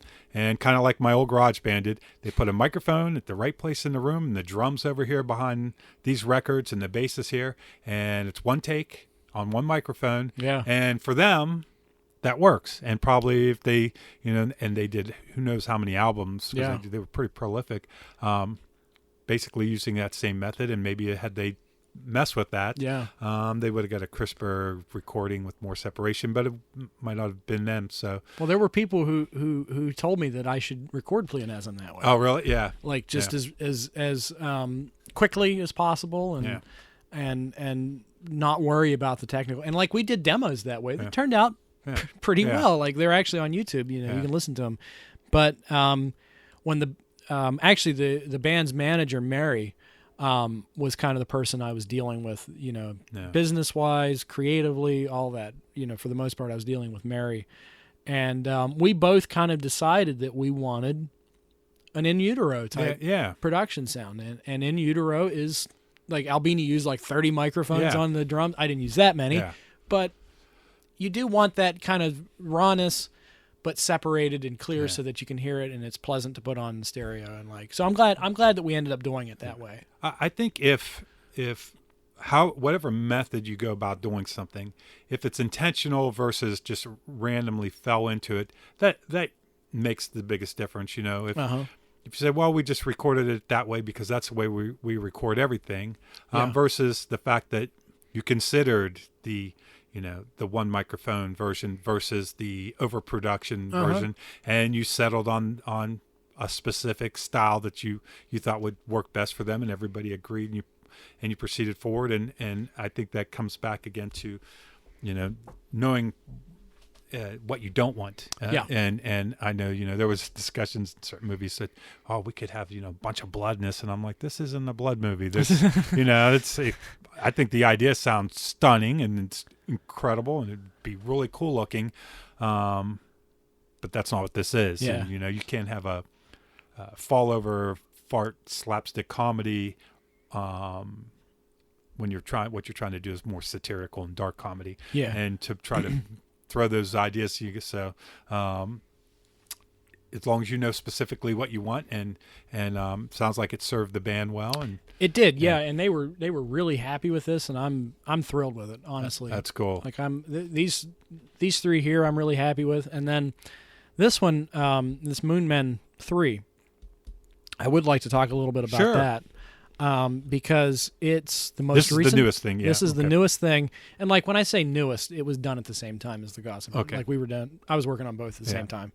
But Moonmen is the composer is from Eden, North Carolina. His name's Brett Harold Hart, and the sax player's from Frederick, Maryland. His name's Dave Newhouse. Dave is on Unfamiliar Skies. Oh, okay. And he is also on Lunatic. He was in a group called the Muffins in the late 70s up until I think 2006 or something like that. Like they took a hiatus and then they came back. But like they've been covered in Rolling Stone magazine. And cool. What's his name? David Frick has written them up, and like people know who they are. But anyway, Dave, I met Dave on the Nick Prol album. I asked him to play on both Colouratura records. And then Dave asked me to mix this. Oh, cool. So, and then Brett is also on that record. So there's all kinds of continuity. But he asked me to mix this. And let me think. The bass player is Jerry King, and he's from kind of the West Coast. And then The drummer is William Youngworth. Yeah, and he's also like from West Coast somewhere. Cool. I'm trying to think, Wisconsin. Oh, wow. That area. So you've got like Northeast. All over the country, yeah. Yeah, you've got the Northeast with me, Dave, and Brett. Yeah. And then you've got, kind of that other part of the country. Yeah. And what's amazing to me is that none of these people are in the same room, but it sounds like a live band. Wow, that's cool. Like, and their first 2 records didn't sound that way. Yeah. But this third one has some kind of magic sprinkled on it that I don't. It's in the performances. Yeah. And like their first 2 records had a different producer, and he gave them a very modern sound. Like it was a very tough rock sound. Maybe he tried to influence too much of their aesthetic onto the band. It's possible, but I think the band were happy with it. It's just that for my taste, I was listening over the tracks and I'm like, man, this sounds like it would be such a great band record. Yeah, and I had this idea to kind of make it sound like they were all sitting in the same room together, even though they weren't. I thought, what a challenge that would be. Yeah.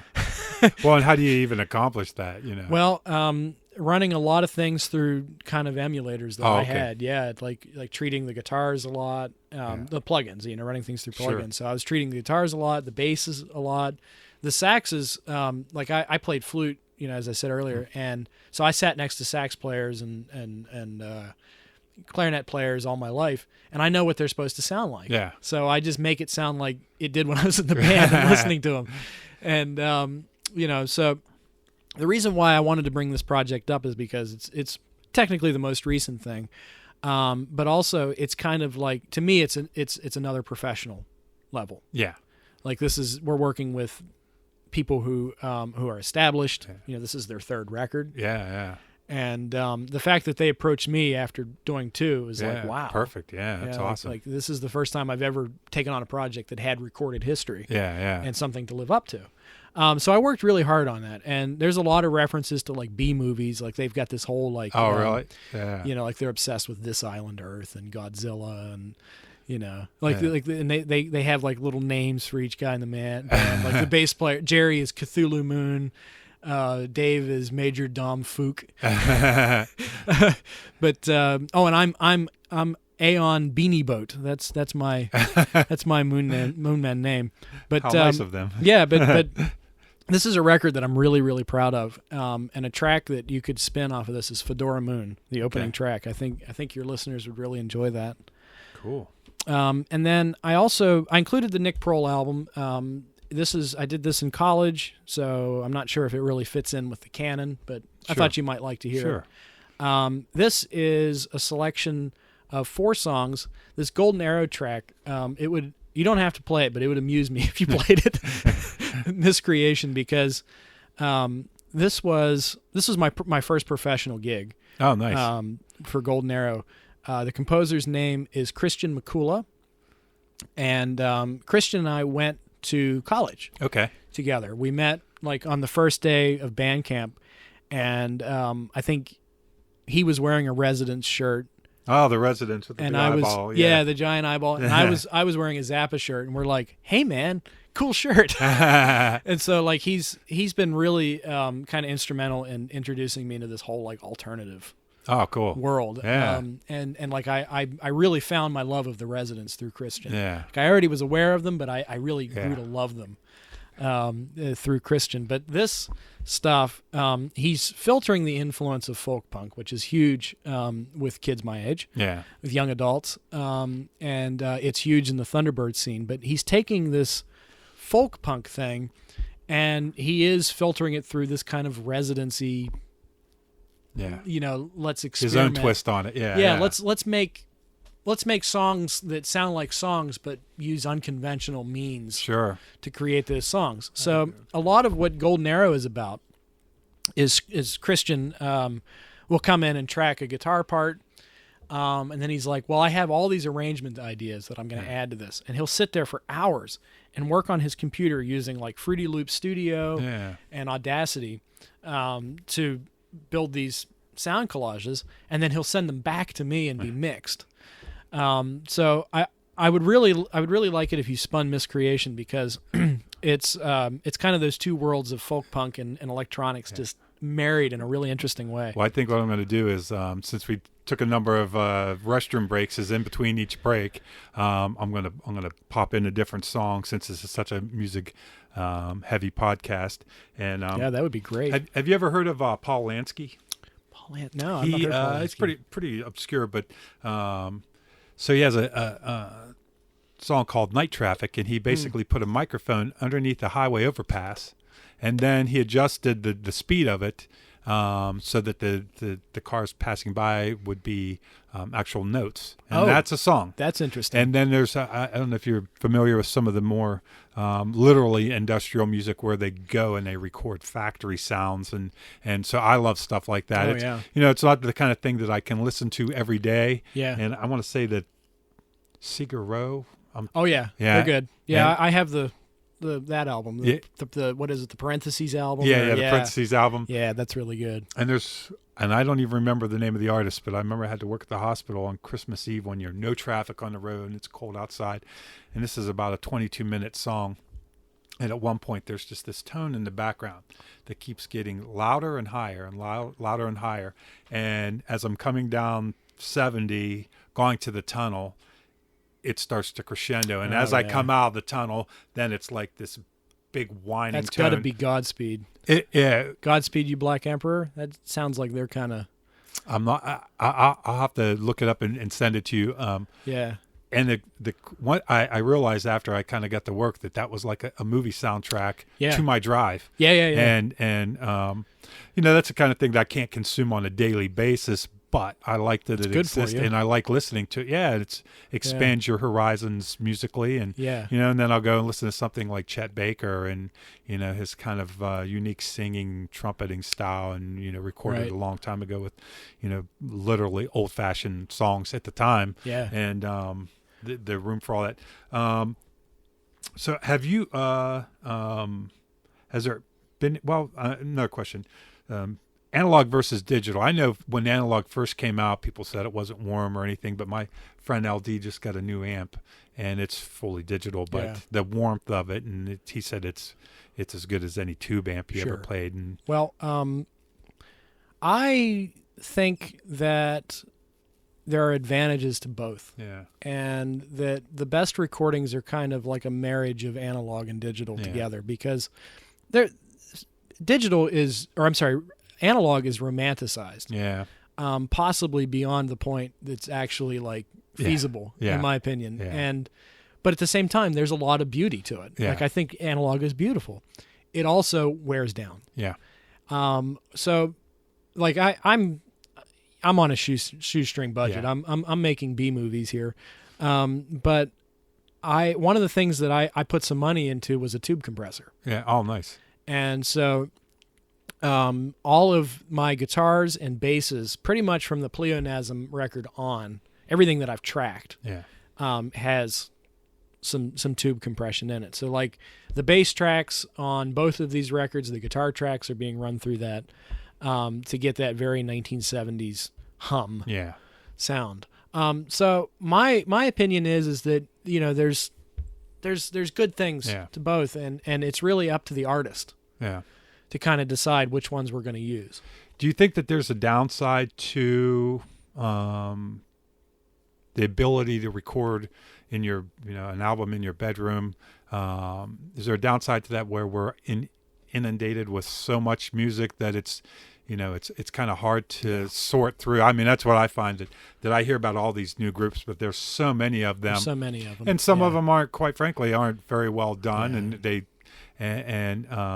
Well, SoundCloud was something of a trash heap.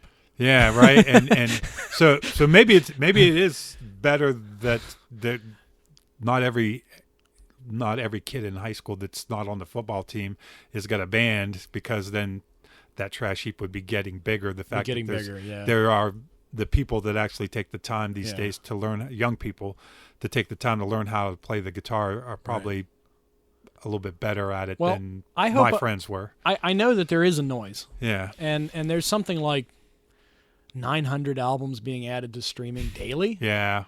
Like, it's pretty intense, but at the same time, I kind of hope that I'm not. that you're not one of the I'm hoping I might be. I don't know. Maybe I'm part of the trash heap. I don't know. But like I would prefer to think that I'm adding things that are worth hearing, you know.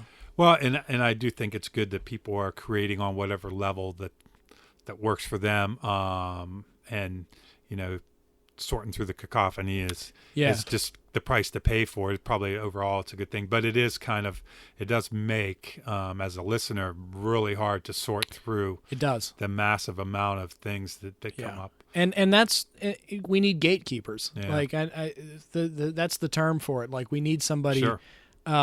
Who's going to sit there and you know, shovel through that stuff that's not worth anything and say, okay, this is something, you know. Back in the 90s, for me, it was Sub Pop. If the people at Sub Pop felt like something was worthy of recording and releasing, chances are I was going to like it because it was along the lines of the things that I like, and so they helped sort it out. Whereas maybe there's a different label that, you know, the stuff they're producing is their taste is not the same as mine, and they help me.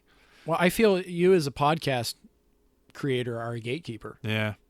Like you've got listeners, you're choosing what to play. Yeah. Like, Absolutely. Like I know I've been in that position. Yeah. I did radio for years. Yeah. And was highly what's the word? Selective. Yeah. About what went out. Yeah. Most podcasts, when they're not music related, I start with 10, 15 seconds of something that I like, and then I fade out, and then at the end I always throw on a full song, and sometimes it's something contemporary that's maybe obscure, and sometimes it's something that everybody knows but maybe hasn't listened to in the past. But I like that idea of throwing out a full song. Now I don't sell any advertising, and I don't make any money as a podcaster, so I don't license any of this stuff. But I also obviously don't have enough of a flow that anything's gotten yanked yet. I think one time when I had a Beatles song at the end, YouTube pulled it because it's probably pretty recognizable in the algorithm. But a lot of the more obscure stuff that I listen to, I definitely like to throw at the end, just so that whether somebody actually listens to it or not, but it's my chance to expose it. And I think certainly being able to let people locally know what other people are doing locally is really probably one of the, other than me getting to have the conversations myself. And I guess the podcast is the ultimate. It's the joys in the doing. Yeah. Because really once the podcast is done, it takes a couple minutes to edit it and throw it online. And I do the Facebook promotion, which is more annoying than anything. Yeah. And then I rarely go back and look at the download numbers or, and I don't listen to the podcast after they're done because I was there when they happened. But so for me, it's definitely I relate. It's definitely about the doing. I would like to. For a long time, I wanted to have a dedicated studio to do the podcast, and something maybe not all the way out here in the country, but for now, this is working, and it's low tech, and I think just getting the content out to people, and I even hate to call it content because I think that kind of cheapens it. It's not, I don't book podcasts just so I have something to put out. Yeah. Especially more and more, I book podcasts when I have someone that I want to have on. Oh, so you don't do regular podcasts? It's just when you have something together. I try to release one every week. This summer it's been less, but more and more it's when I have a guest that I really want to talk to, I put it out, and I definitely could have my knucklehead friends come in when I didn't have a guest, and we could do something silly, and not that I'm opposed to that, and not that it wouldn't be good, but it's one of these things that I do for fun. So I only do it when it's going to be fun, and I think the lack of consistency probably hurts the numbers overall. It would, but I've always been a proponent of quality over quantity. Yeah, and I'm not going for numbers, and I'm not. Someone's at the door.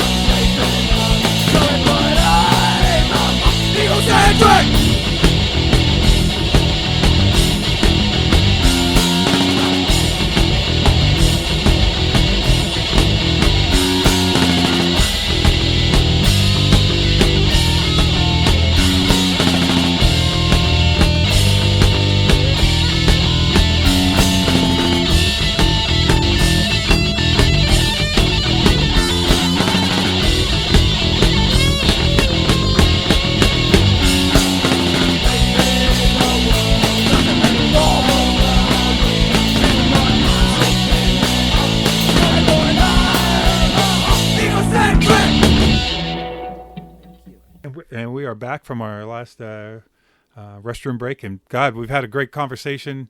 We have. I've enjoyed this. Yeah, it went by 2 hours. I think maybe That's more. It unbelievable. went by like nothing, man. So come on again some other time. I think we I'd could love probably do to. another 2 hours, and especially come on with some of the groups or all the Yeah, groups. I'd like to bring some of my guys on. Yeah. Yeah, That'd be good. absolutely. I had one more question. Have you ever turned anybody down for recording because they weren't quite ready yet, or you didn't think that you guys would have a good working relationship? Or Yes. yeah. That's all I'm going to say. Yeah, which is you don't want not to say anything bad about anybody, but that Yeah. I was just I kind of figured that at some point that would come up because It happens. not everybody's ready for the studio No. or just you can tell the vibe maybe isn't there People will often underestimate it. yeah. Let me just put it that way. Yeah. It's often underestimated, and the people who come in and over prepare usually do great. Yeah. But- They but take it seriously. They take it seriously, but people don't know. If they're used to playing kind of out live or in their bedrooms or whatever, they're not used to hearing it back. yeah. And when they hear it back, it's like, ooh. They Sometimes. they realize yeah. Yeah. Other times, most of the time it's been lovely. Yeah. But sometimes and then, I've also had instances where people weren't ready and I just worked with them. Yeah, that's good. I realized that it was a reality of life in the 21st century. Sure. And like I trusted this person enough that I just put the time in. And I imagine anybody that's at the level where they're coming to you to do a recording that they're pretty serious about what they're doing, hopefully. Hopefully. And, Yeah. Hopefully. And, the wheat gets separated from the chaff eventually. So, Yeah. there's only so much we have to do in that regard. But, yeah, man, this has been a lot of fun. And I think what you're doing is really great. And whether it's music related or not, I hope other people listening to this will, take the time to identify that thing they love. And if they already have, to maybe see the value in putting their energy and their time and focusing on that in the future, because it is possible to be happy and successful and all those great things if you take a chance on yourself, which is basically what you're doing is Right. believing in yourself and I think that's kind of the way the world is heading these days. So hopefully more and more people will be inspired by what you're doing to I do hope it. so. Yeah. Yeah. If people want to follow up and check out what you're doing and everything, what's the best way for them to keep pace with you? Well, I'm on Facebook. I'm on Instagram. ShedSounds Recordings on Instagram. You can just find me by my name. Okay. I accept friend requests if I see that we have mutual friends. Good. My email is shedsoundstudio@gmail.com. And you can also check out a blog which has all of these projects, including some unreleased stuff. Cool. In detail and pictures and videos and all that. But it's www.shedsoundsrecordings.blog. Cool. And Pricing and things like that, is it? I've been doing this thing lately. Well, okay. I was charging per project, and sometimes that works. Mm-hmm. But then I started charging by day, Yeah. and I've been doing like $75 a day, Wow, that's really affordable. which is affordable in Oh, my yeah. opinion. Yeah, and the reason why is because I've had issues in the past where I wasn't being paid, Yeah. and I took too much ownership. Yeah. Over it. Yeah. Like, was when you're not being paid, not being compensated, you end up kind of you cross that line, Yeah. between being somebody who's impartial Yeah. to all of a sudden you're enacting Yeah. your own will upon it. And so I like to be paid for obvious reasons, but also because of that, Yeah. because it keeps me from being, trying to Yeah. be too godlike, I guess. Yeah, well, and I think that, it doesn't have to always be about the money, but a certain monetary value keeps people focused. And, okay, you're paying money to be here for today, so make the most of it. Make the most of it, yeah. And I always thought that we only charged $5 for a movie ticket, and it wasn't about making the $5. It was that we want people to value the seat. Right. That if it's free, well, go or not go, it's free. There's no value to it. Where if it's $5, then in people's minds, you're creating a sense of value to it. Yeah. And I think that, long-term project where a fee at the end, well, if we're paying the same amount, whether we dawdle on our phone or phone it in and try to get serious later versus, we're paying for this day. Let's make the most out of it. It tends to make projects go on for a lot longer than they otherwise would. And sometimes, like in the case of this Golden Arrow thing, it's been going on for almost 2 years now, but I believe in it. Yeah. Like at this point, it's like I care less about the money. Yeah. And more about just getting it out there because, there's so much of at this point, there's so much of myself in it. And there's so much of Squid and his nickname's Squid. Sorry, that just slipped out. So much of Christian in it. And, he's a good guy. And Well, and by being your own boss and owner of the company, you can make allowances for things like that. And you can say, this one we're going to. And it's also a different kind of project because most people are bringing in guitar, bass, and drums and have a, have a list, but this guy needs the space and time to really, work out his ideas. And once again, so influenced by Eraserhead, which took 5 years to make. Yeah, right. and would that movie be so amazing and would it have kicked off a career for David Lynch had he not been up all night every night working on it for 5 years. Yeah. So that's good. You recognize the need for flexibility and structure at the same time. And there's, it sounds like you understand that when it comes to art, that there's a lot of nuance in every level of it. And I mean, I'm really impressed. You're a young guy, you got your head on your shoulders and you definitely put a lot of thought into what you're doing. And thank you for saying so. Yeah, it's very impressive. And I look forward to hearing the recordings and the things that happen in the future. And by all means, come on anytime. And thank you.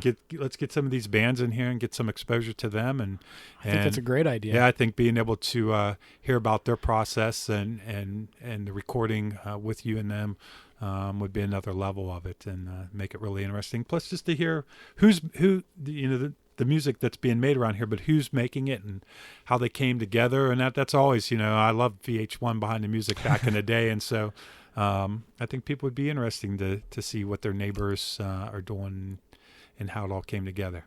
But, so you mentioned that the song, say the name again? This is Vesuvian Tide Pools off of the Unfamiliar Skies record by Colouratura.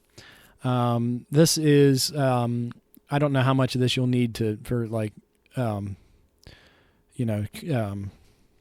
context. Yeah. But this is the record that I sort of set out to produce. This was kind of it was our baby. Like me, Nathan, James, and I decided to do this as kind of like it was a combination of our friendship, but also as a way to show what ShedSounds could do. Yeah. I basically gave him a free record, which I had a lot of creative control over. And by the way, this is the song we're talking about is the song that we're going to close out the show with. Okay. Yeah, this will be after we're done talking. Do not turn it off. Stay tuned because this is the song that I'm going to play at the end. Okay, so Vesuvian Tide Pools. If you'll notice on the record sleeve, it's credited to 5 songwriters. Okay. James, Holsky, Beabout, Newhouse, and Hart. Okay. And the reason for this, you were talking about being into some weird music. Yeah. Like Negative Land and stuff like that. Have you ever heard of a group called Can? C-A-N. No. Well, Can were a 1970s German group that the British press in all their infinite wisdom deemed were a krautrock group, if you've ever heard that very unfortunate genre name. But Can were considered to be one of the grandfathers, the architects of the krautrock movement. And kind of the Can way of doing things was that they would all get together and jam, and somebody would record it, and then it would be edited.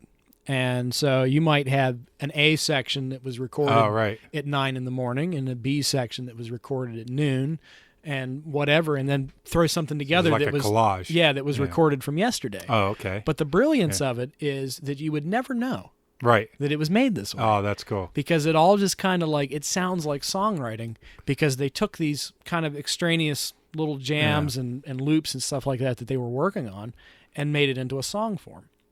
So at the time we were making this, I heard Tagu Magu by Can, which is their probably their best record, and it just blew my mind. And while we were making this, Jackie Leibezit, whose name and literally means keeper of time, Oh, okay.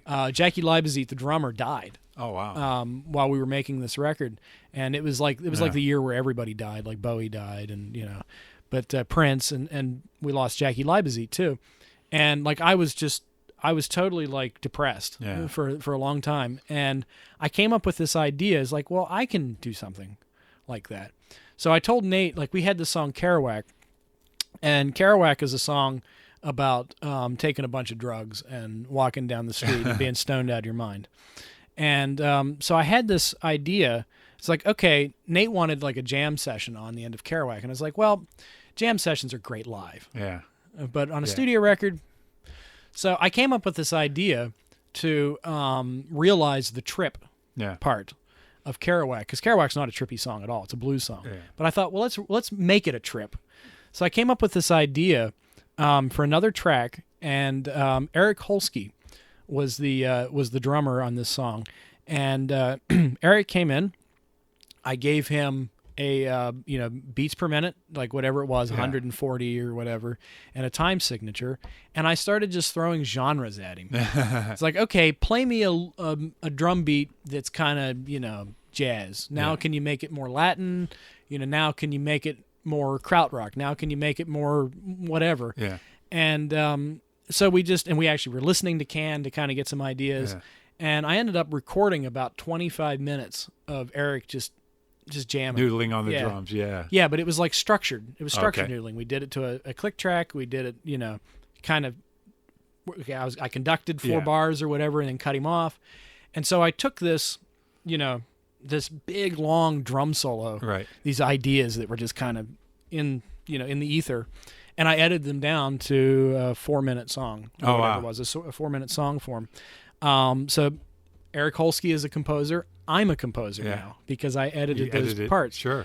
So then Nathan James comes in and plays his bass parts. We collaborated on bass parts together, and then we collaborated on keyboard parts and a horn part. So now Nathan James is a songwriter. Yeah. After that, I contacted Dave Newhouse, the Moonmen guy, and I was like, "Hey, we've got this little section where." Most of it, I think, is in 6 or 3 or something, and then we've got a moment where it's like a samba in 4, and it's supposed to sound like somebody changed the radio station suddenly, and now you're listening to this mariachi band. Can you add some kind of saxophone part? So he added this little quartet in the middle of it that was really beautiful. So now you've got Dave Newhouse as a writer. Finally, I asked Brett, guitar, to just add some noodling on top of it, just kind of transition. Brett is a songwriter. So the reason why I wanted to choose to play this, because I love the fact that it's a communal piece, that everybody's got their own little part of it, that if you took that away, it would fall apart. Sure. And it wouldn't be the same song. And I think it's also a representation of who I am as an artist. Yeah. There's a lot of chance involved in that, and there's a lot of like controlled experimentation going on. And, a lot of people who listen to this record didn't like the record, but they like that song. So that's why I thought it'd be a good idea to play it. Well, that's kind of the ultimate, jump and build a parachute on the way down. Yeah. Yeah. And that's a really interesting and unconventional way to make music, which is always fun to do. And I love stuff like that. I had one day I have a film shoot for a movie about a cannibal that never got finished, and it sat on my computer forever. And one day I took all the footage, including the junk file where I was using a handheld camera, and I'd be holding it in my hand while I was talking, and it was recording. And I just made a scary noise soundtrack for 5 minutes or something like that, and took whatever footage I had and cobbled together some kind of a short film, just using what I had available, and there's no dialogue or anything other than a few words that were out of context, and it came off kind of creepy and fun, and I like it. and so that was maybe one of my favorite things I did, at least early on. It's so very creative. That appreciation for the collage effect and taking what you have. And one of my favorite films is 8.5 by Federico Fellini. I know I've heard of that, but I can't recall what it is. If you can, I don't know how you feel about foreign films and subtitles. I like them. Yeah. Okay. Yeah. Well, you should dig 8.5 sometime, because 8.5 is basically Fellini was, one of the most prominent directors of that time. And he shows up to set with all this money, all this crew, everything but a script or an idea. Like Wow. he just had all the stuff at his actors, everything. Didn't have any idea what he was doing. That's funny. So he made this film, and 8.5 is highly surrealistic. Yeah. But 8.5 is about a filmmaker, Guido, who doesn't know what he's doing. So it's perfect. Yeah. He made like this autobiographical thing, and it's one of the best movies ever made. Oh, that's cool. Yeah, like to me, what you were just describing sounds very 8.5, and I think you'd love that film. I'll have to check it out for sure. Yeah. God, man. Well, again, this has been a great conversation. A lot of fun, man. We could go on forever between film and music and just, an artist, and a lot of it just leads into life in general. Yeah, theory. A lot of theory. Yeah. Because everything that you learn in one discipline, you kind of apply to everything else that you do. And so I think everybody appreciated you taking the time. I know I did. Thank you. I really appreciated you taking your time. Oh, no problem, man. So everybody, I want to thank officially Ian Beabout from ShedSounds. I almost said it wrong. ShedSounds Studio. And check out the music that they're doing there. And if you have a band and you want to record, hit them up on all the social media outlets. And I want to thank our sponsors, Willing Threads and Changes Hair Salon, and everybody for tuning in and listening. And until the next time, see ya. All right. See ya.